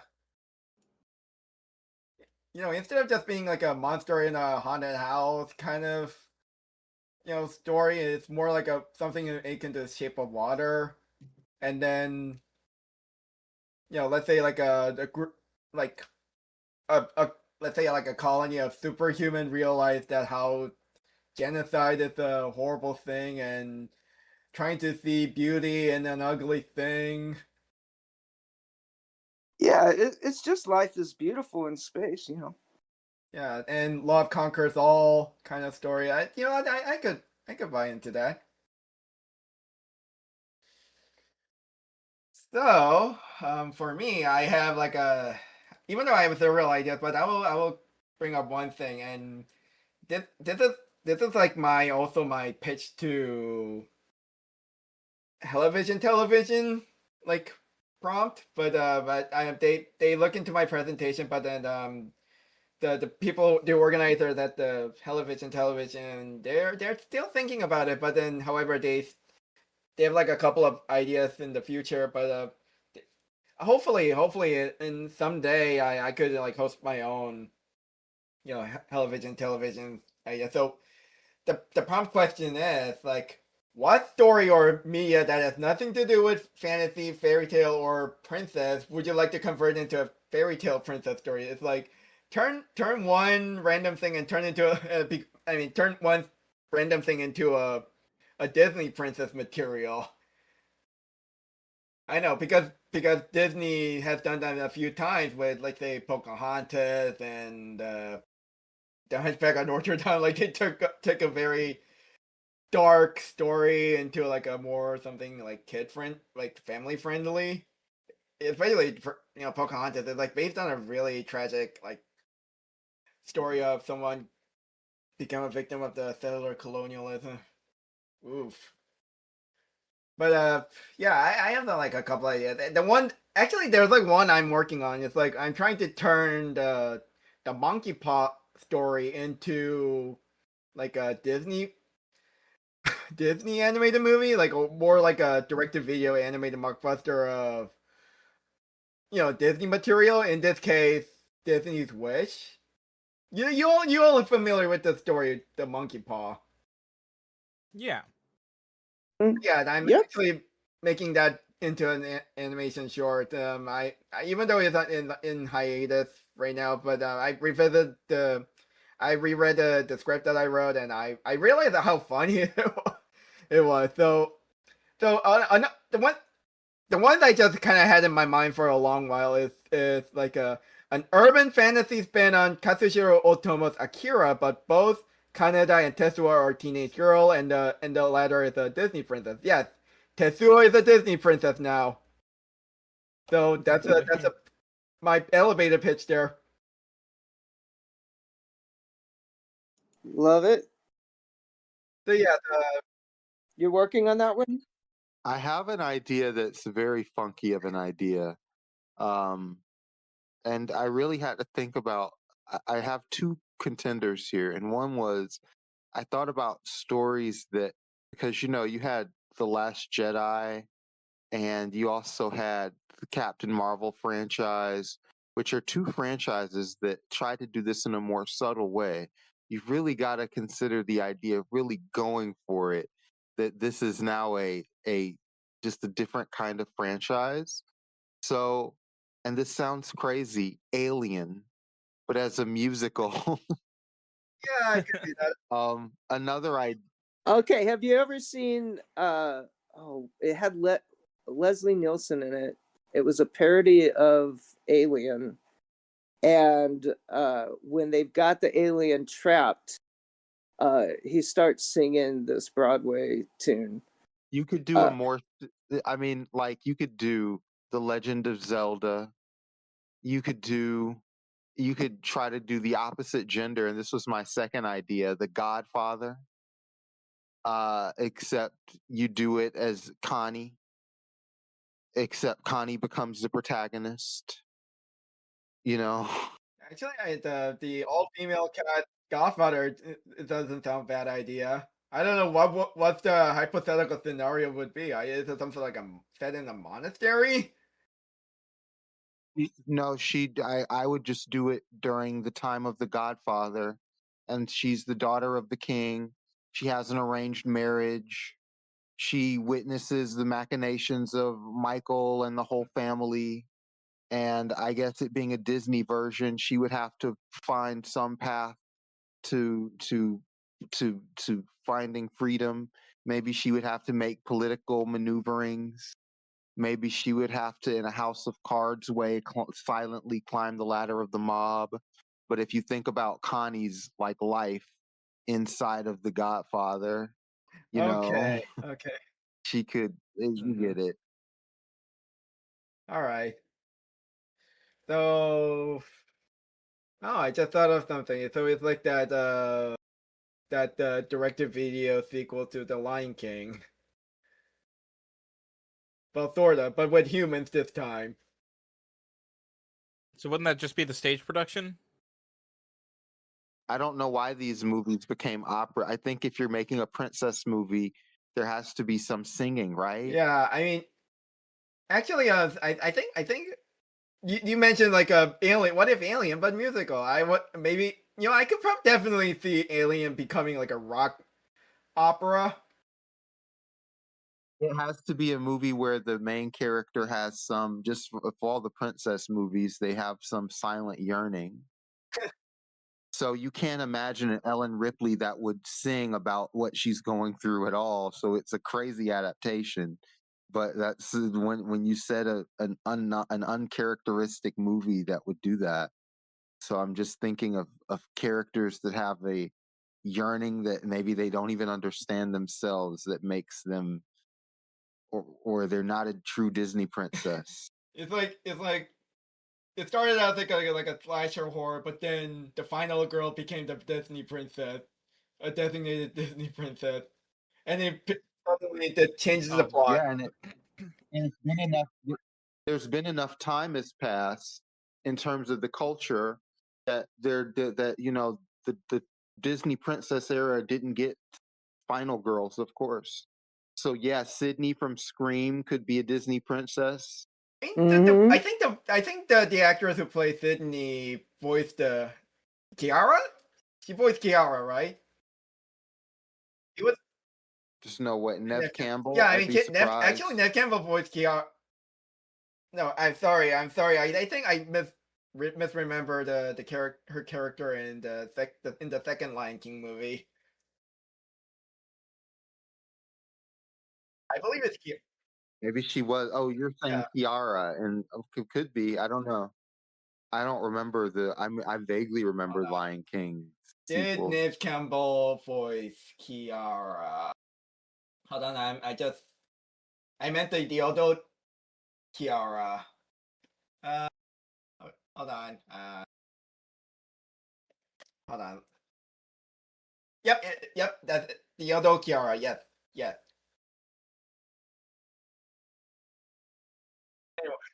I could see that with Nightmare on Elm Street because I mean the dream visuals would be really cool animated.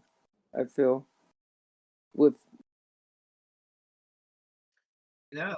without Saturday morning cartoons taking over, because didn't they have one of those as a cartoon, or am I thinking? Oh, that's Beetlejuice. Oh wait, didn't Rick and Morty parody Nightmare on Elm Street? Scary Terry. Yeah, they did. Yeah, bitch. You can run, but you can't hide. But they hide.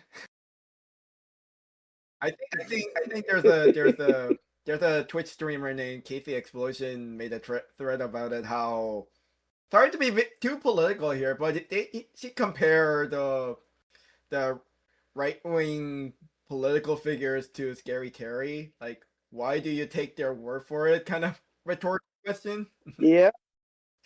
So that's why I kind of learned about the Nightmare on Elm Street parody. And actually, here's my another idea. Breaking Bad, but it's a medieval fantasy, and instead of like a methamphetamine chemist, they're alchemists doing a forbidden alchemy. I actually pitched that one, but then unfortunately, because of the whole AI, if we reimagine that with a dark 80s fantasy. The problems is that Breaking Bad can only really take place under capitalism. Once you start, you'll have to start modernizing other aspects of the story to start portraying the wizard's pride, the institution of teaching, the institution of just by having Breaking Bad, you have you've got drug dealing. You're going to have some amount of world building that's just brought into your fantasy story just from the premise. Yeah, and his like clean business has got to be like cleaning dragons or something instead of car wash. I'd probably make the stakes more bigger and more epic, so that even though he's a great wizard, maybe he just thinks like you might think making it more high fantasy would take away from it. But everybody knows that it's an adaptation of Breaking Bad. So if he was already like a top-notch wizard, but also he was teaching a younger generation, and he simply found it beneath him, like Scar talking to Simba or something like that, you could find some way to make it like, an adaptation. But just so much of the excitement is this guy who's so smart. He's in a social class that's not his typical social class. So when you take that to fantasy, then we have to say, well, his social class has to have more maneuverability than the average fantasy story.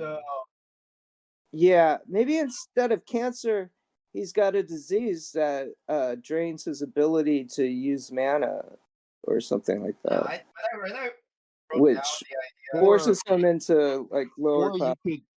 I've got a great idea, which is you keep it as close to the current as possible, but you add magic. Like you can add a magic subplot to Breaking Bad that since you're already doing an adaptation anyway, and you could just say that we just put in the middle of Breaking Bad an entire anime.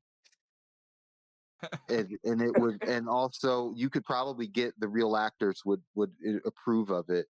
They think it was rad, and it's just obviously it's an alternate universe, but it just turns out that there's fucking real detailed fucking anime magic season long, the stuff that an adaptation that's anime you'd want. You could just put it there alongside the canon story. Just Bryan Cranston being like, the medieval fantasy version of Breaking Bad looks like, and I wrote down something like Walter White being an alchemist with cancer-like disease. Jesse Pinkman is now Jessup Pinkman, and he used to be his former apprentice, and Hank Schrader is now a sheriff. And more think about it, that my version of Walter White would be like he went from being a humble alchemist to a very, very powerful warlord. If you want to add magic to Breaking Bad, nothing's stopping you. Just say, this is the new Breaking Bad. This is a Breaking Bad Elseworlds. And then someone, like Skyrim Quest, in your story, someone says, Walt, you want to slay a dragon for $300? And then off you go.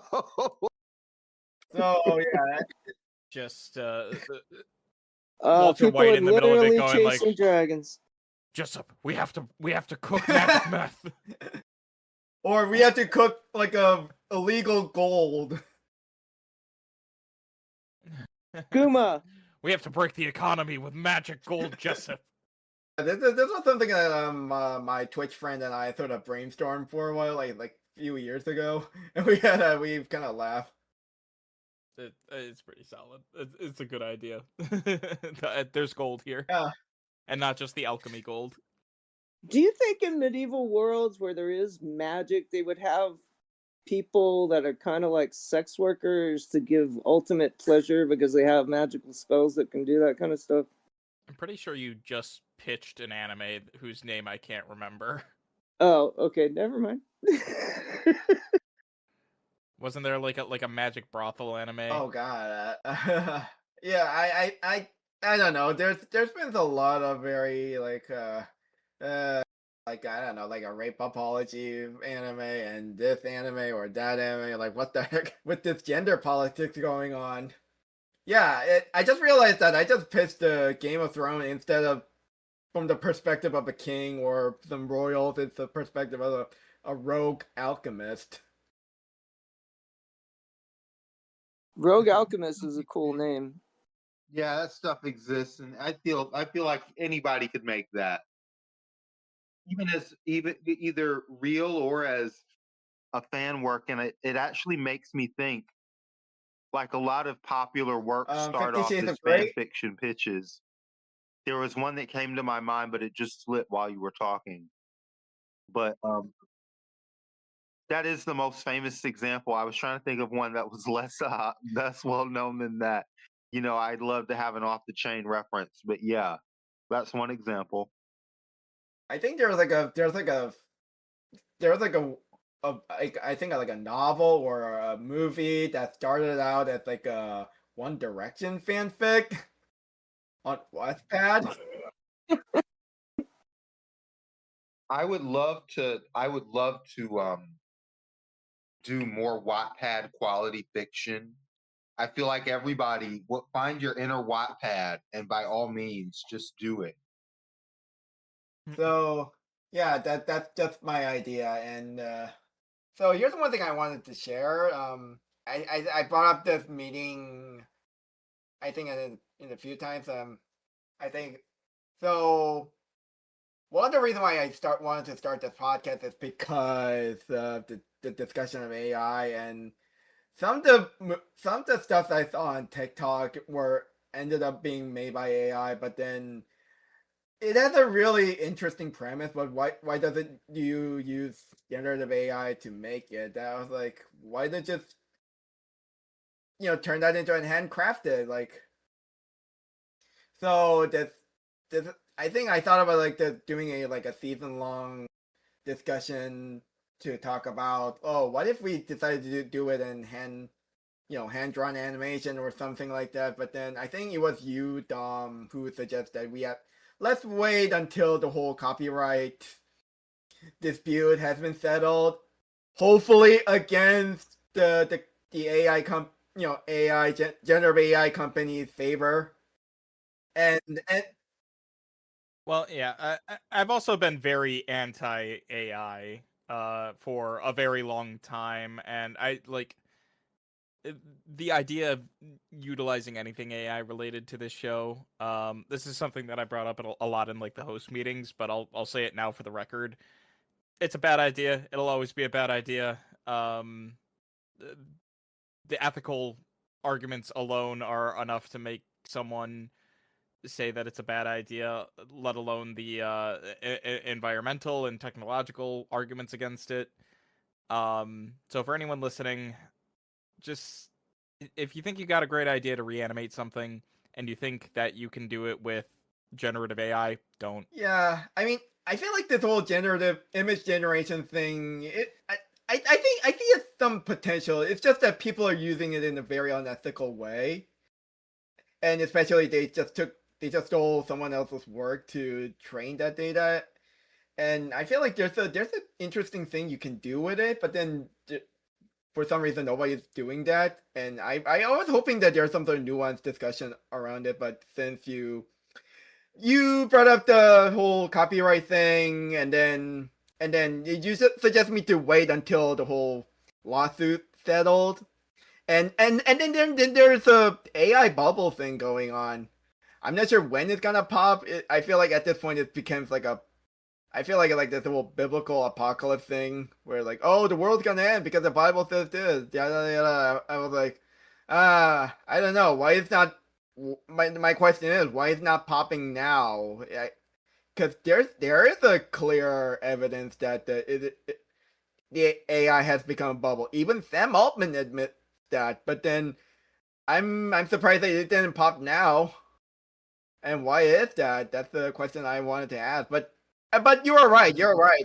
Because they keep pouring billions into it. Yeah, you're right that I think if I really wanted to have a season long, nuanced discussion about this topic, I think it's better to wait until the AI bubble has already been popped and the copyright issue has been settled. So yes, See, here's the thing. This AI stuff is being propped up by governments, all trying to get supremacy in AGI the quickest. So, no matter how bad it's going to get bailed out and continue going. It's so infused in everything we've got nowadays. I don't see a clean way out.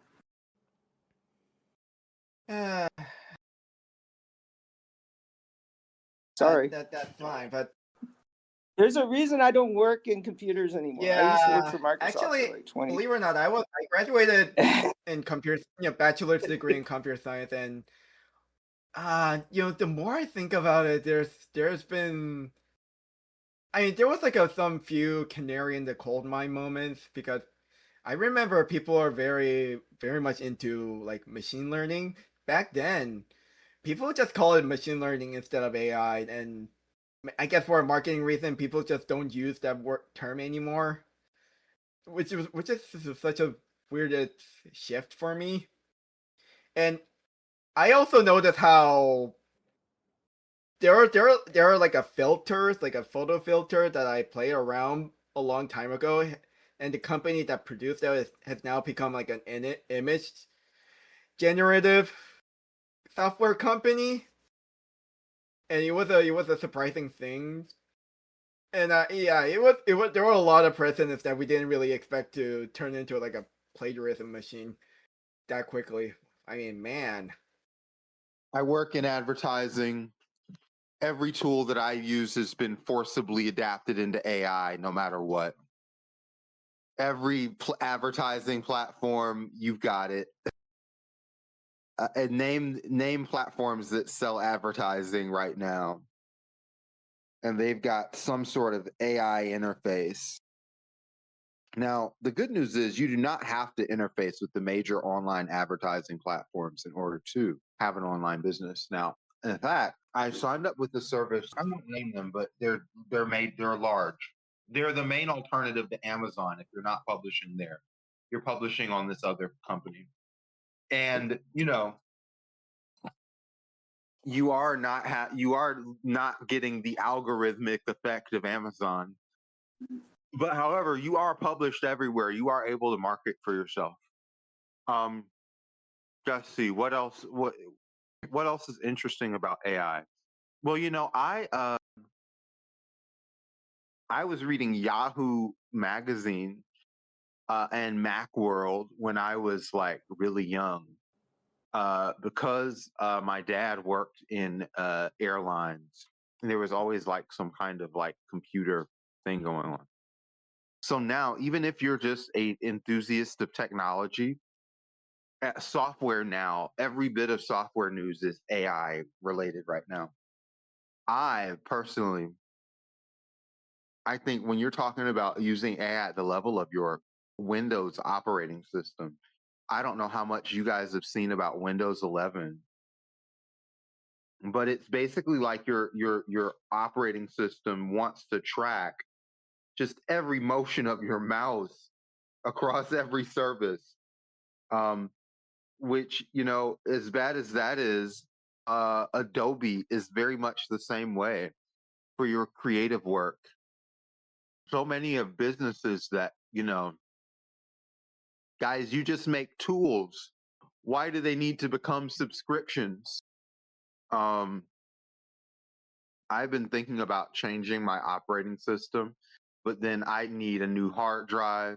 Prices of that are through the roof right now. There's so many things that I get asked to boycott. How can I even do them all? Google, you're using a stream on YouTube. If you're using YouTube, you're using Google. They're the same company. I know that sounds like a joke, but there are people who are gassed by this notion.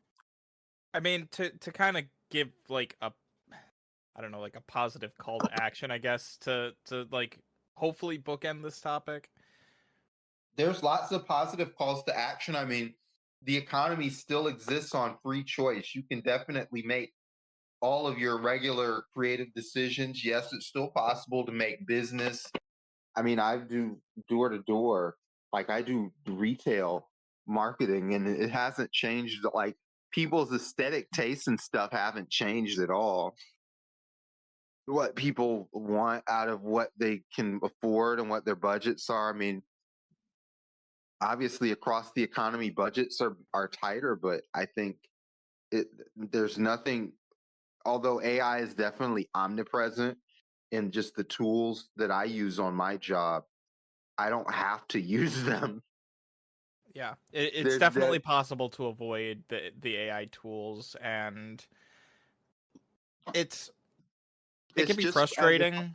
as a fact that, and it's not even as a, like, it's great you guys said all this moral stuff.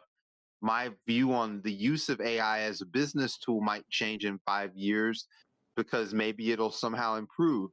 But just if you're using generative AI, you're not making production quality work of any kind. There's Right, nobody in and the world that right now is saying, and the work that comes out of this machine is production quality. There's no way.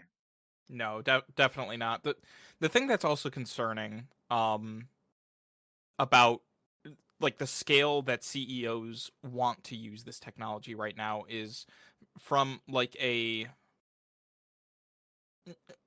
from a very practical standpoint, our grid is currently not built to sustain what they expect and what it takes to run the models. So realistically, the bubble inevitably will pop just by if the growth continues at the rate that they want it to grow right now, that bubble will pop. And Well, I don't think we should all stand around and chant for the economy to engage in a sudden downturn, because so many No. people are just holding on right now as it is. No, and I Um, agree. I agree. That's why we need to put like a moratorium or like a stop or something, just while we figure all there this shit out. there are But many reasons to not be a doomer about even the current state of AI development. I actually don't think that the demands for electricity will override all of human life. I think that we've got in Georgia there's a power commission, and of course they're smash and grabbing on the way out, as many Republican administrations do.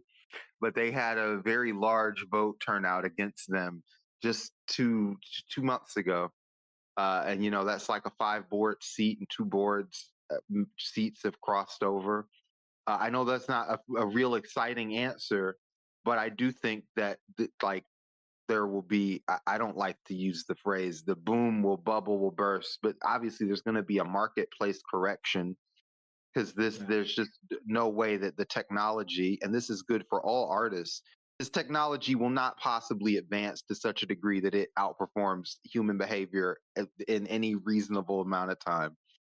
It is clearly advancing in some ways, and it's like it's getting closer to being realistic, but just like watching like video game graphics, video games have not overtaken real life. We don't live in the Matrix right now.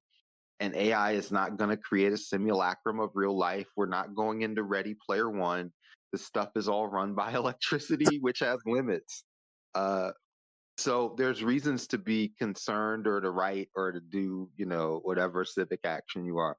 But I just want to add, no one needs to feel doomed. And Is speaking is of, what my analogy is. so getting out of this doomer mentality, do you guys have any like a passion project you're currently working on, or you want to make? Hopefully, Everything, everything. I want to do another film festival. I want to do more of that animation stuff. Hard to find time to make the film, but we'll do it. um, I oh, go ahead.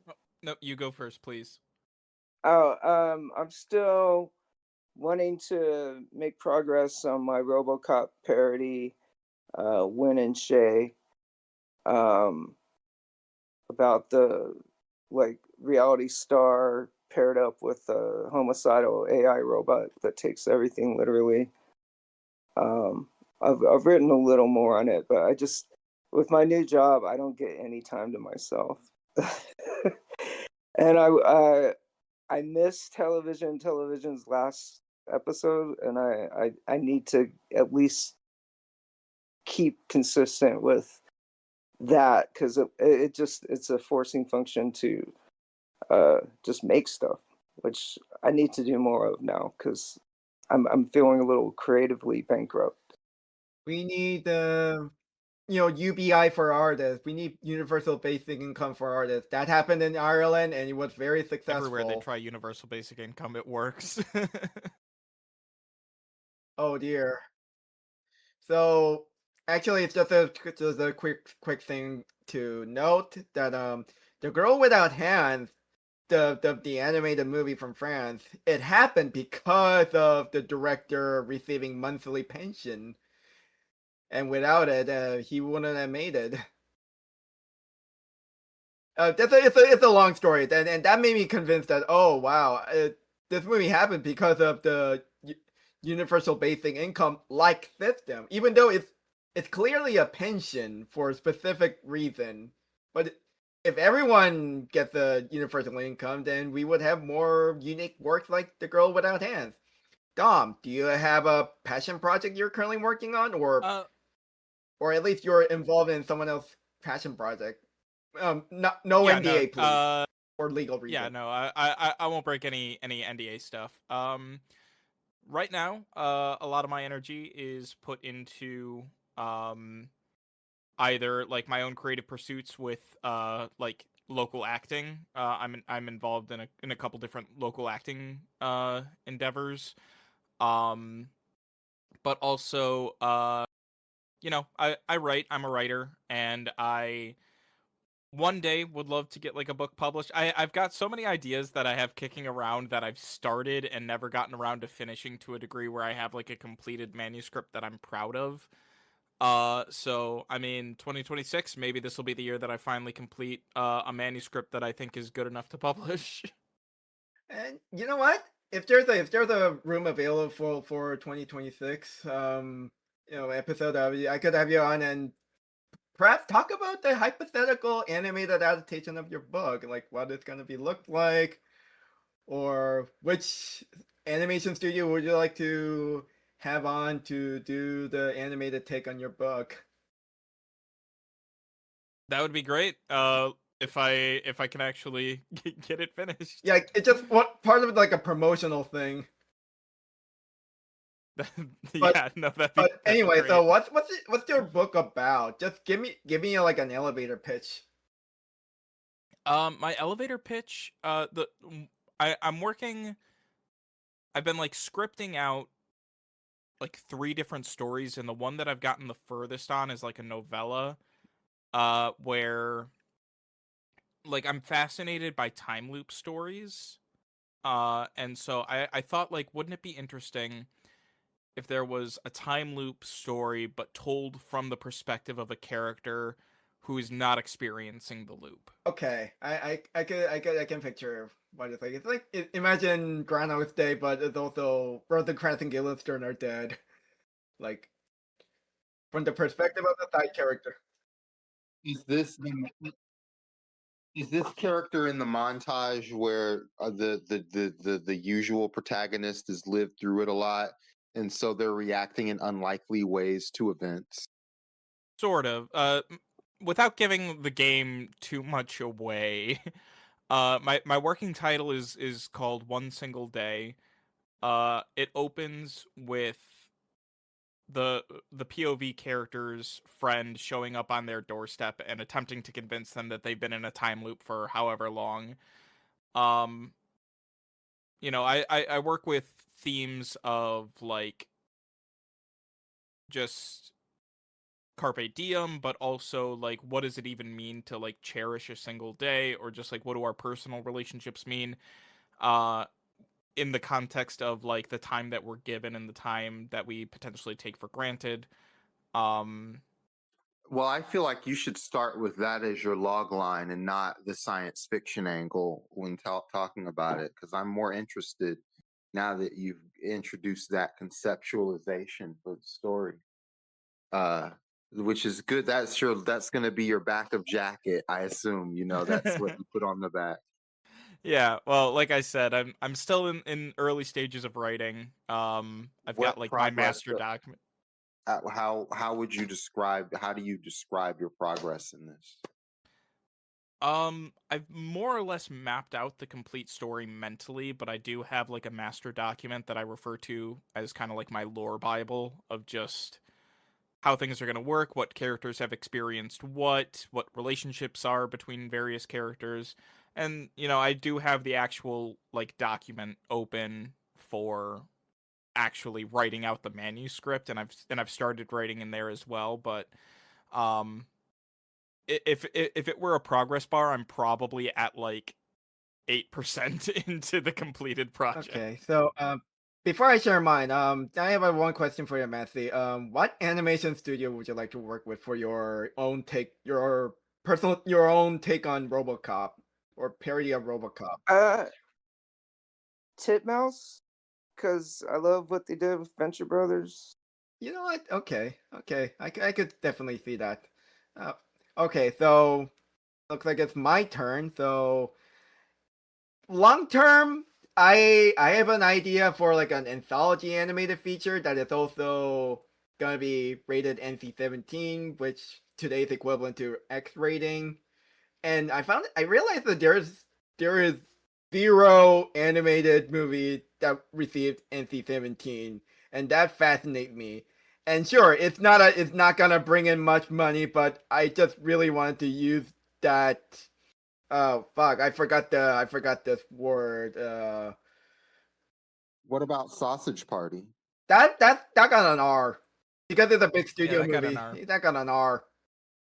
Oh yeah, novelty. Yeah, I just want to use that novelty for like a pure free publicity. So it's more like an anthology inspired by J.G. Ballard's Crash and Julia Ducournau's Titan. In fact, I wanted to do a podcast episode on these two movies, but I will elaborate that on more. That's also like a one episode I wanted to do more. But anyway, so back to it. It's a 10 story. 10 is made up of 10 segment. Each of them based on like a flash fiction that I wrote. And it also kind of deal with the theme of the fall of civilization and our relationship with technology and such. That's a feature film that I wanted to make, hopefully in the long term. Actually, I have like a several animated short that I'm currently working on. And like I mentioned about the whole Toy Theater inspired short, and then the my take on the Monkey Paw. Then and also after watching the movie The Ice Tower and Knights of Guinevere, and I also thought like a animated TV anthology. Imagine if like something like Love, Death, and Robots. However, imagine if every single episode is something like Angel's Egg, like very quiet, very meditative, and there's like very few dialogues or voiceover narration. Or let's say like every single episode is something like Flow. It's all visual, like the movie Flow, the one that won the Oscar. Oh yes, and also I'm thinking about making some like a live action web series. Make my own analog horror material. Nice. Cool. Uh-huh. With a very literally analog, The ironic thing to me is like every single piece of analog horror is digital in some way. Oh yeah.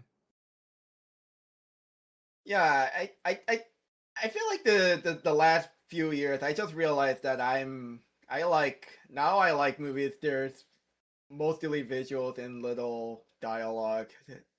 That's why I also like the movie The Myth of Man. It's the same reason I like the movie Flow, because there are no dialogues. Because I'm kind of surprised that remember the whole internet discourse about how there's too many celebrity doing voice acting.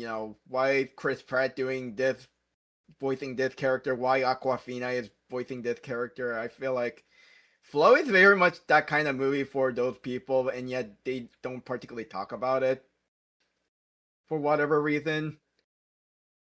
And that made me feel suspicious. Are they being performative? They just chasing the trend? I think maybe people just don't know what they want. That's a fair answer, and So it's yeah, not a denunciation of people. It's just what you want might be really exact, or it might change, or just without no judgment. But yeah, people don't know what they want. Yeah, I'm not trying to be like derogatory or anything. Cuz there are a lot of times where I'm like speaking from my own personal experience. I might have it in my head where it's like, "Oh, I'm looking for something that will like scratch this specific itch."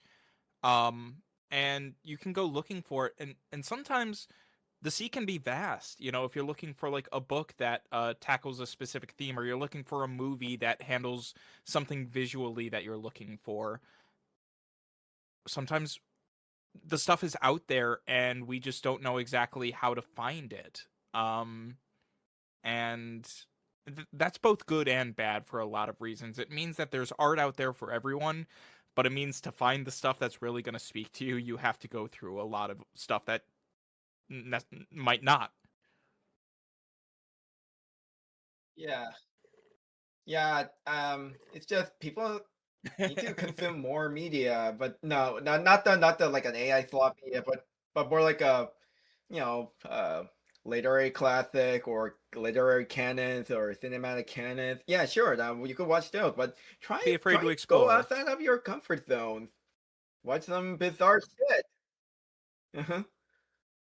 But yeah, I realized that I really wanted to become like a film school professor or film studies professor, where maybe this is where I could use that as an excuse to introduce new things to younger people and talk about various perspectives in filmmaking and cinematic storytelling. How even though you could there's like this one movie that follows this specific visual storytelling rules, but then there's also another movie that doesn't abide by it, but it still manages to be strong on their own. And I hope to use this podcast as a way to explore That's that. admirable. How there's no definitive rules. Mhm.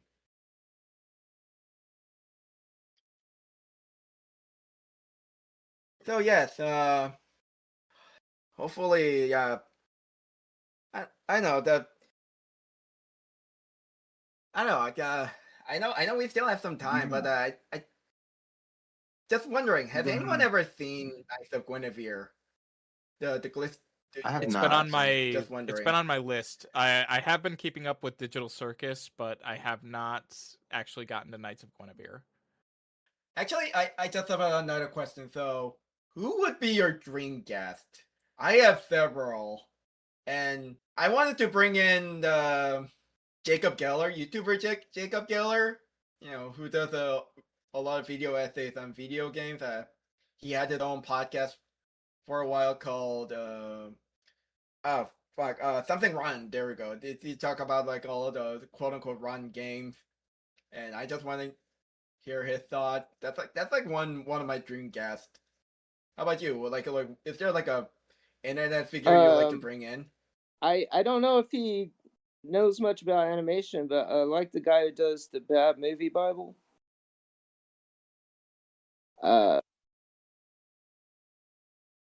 So Brandon, that's what I'd like to see. I had to poop. Speaking Oh, of it, okay, I see. Yeah, we were just talking about our dream guest for I mean, I like the podcast. How about you, philosophy Dom? of the guy behind Cinema Wins. The like every movie is someone's favorite movie, and wanting to understand like what is great about those movies. I think that's a good mentality to bring into this podcast in particular. Yes, yeah, I would say like yeah, yeah, like I said before, Jacob Geller, one of them. I actually wanted to bring in. How many guys remember Bennett the Sage, the YouTuber who reviews anime? Although it seems like he's soon retiring, and same with Kyle Colgren, Browse Held High guy. Actually, Browse Held High was it was a close that YouTube channel was the closest thing I ever get to attend a film school. This YouTube channel was like a film school for me. That along with Good Bad Flick. I want to bring in Kyle Colgren, but however, it seems like he's retiring from content creation, so I feel like he's not gonna be interested to be on this show. But I want to credit him for me starting this podcast. That and several other What if we figures. what if we reached out to someone like Gooseworks? The creator Wait, who's behind Digital Gooseworks? Circus, just like talking to a show creator.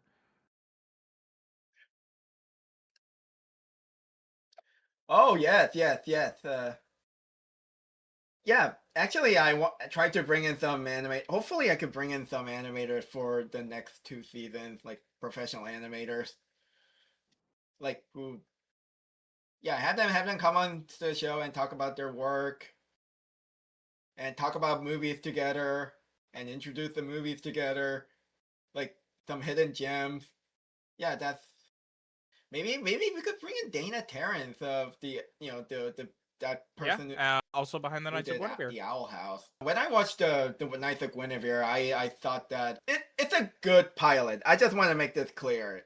However, I don't know how should I put it. I kind of wish it was a bit more radical. Like I wish it had more politically radical, like but then it ended up playing too safe on some part, and the more I learned about certain thing about Dana Terrace, I was like, okay, I get why she made that decision. But it just kind of makes me wonder, could you make something that is like inside out radical? And that's when I watched two movies. Like I mentioned, The Ice Tower, and there's this Japanese movie called Happy End, and it is like one of my favorite movie of this year. So it's like set in this this future, and then it's centered around these high school boys who are like ethnic Koreans, and they have to deal with this new surveillance system installed in their school because of the one incident. Like, and also along with the recurring earthquake.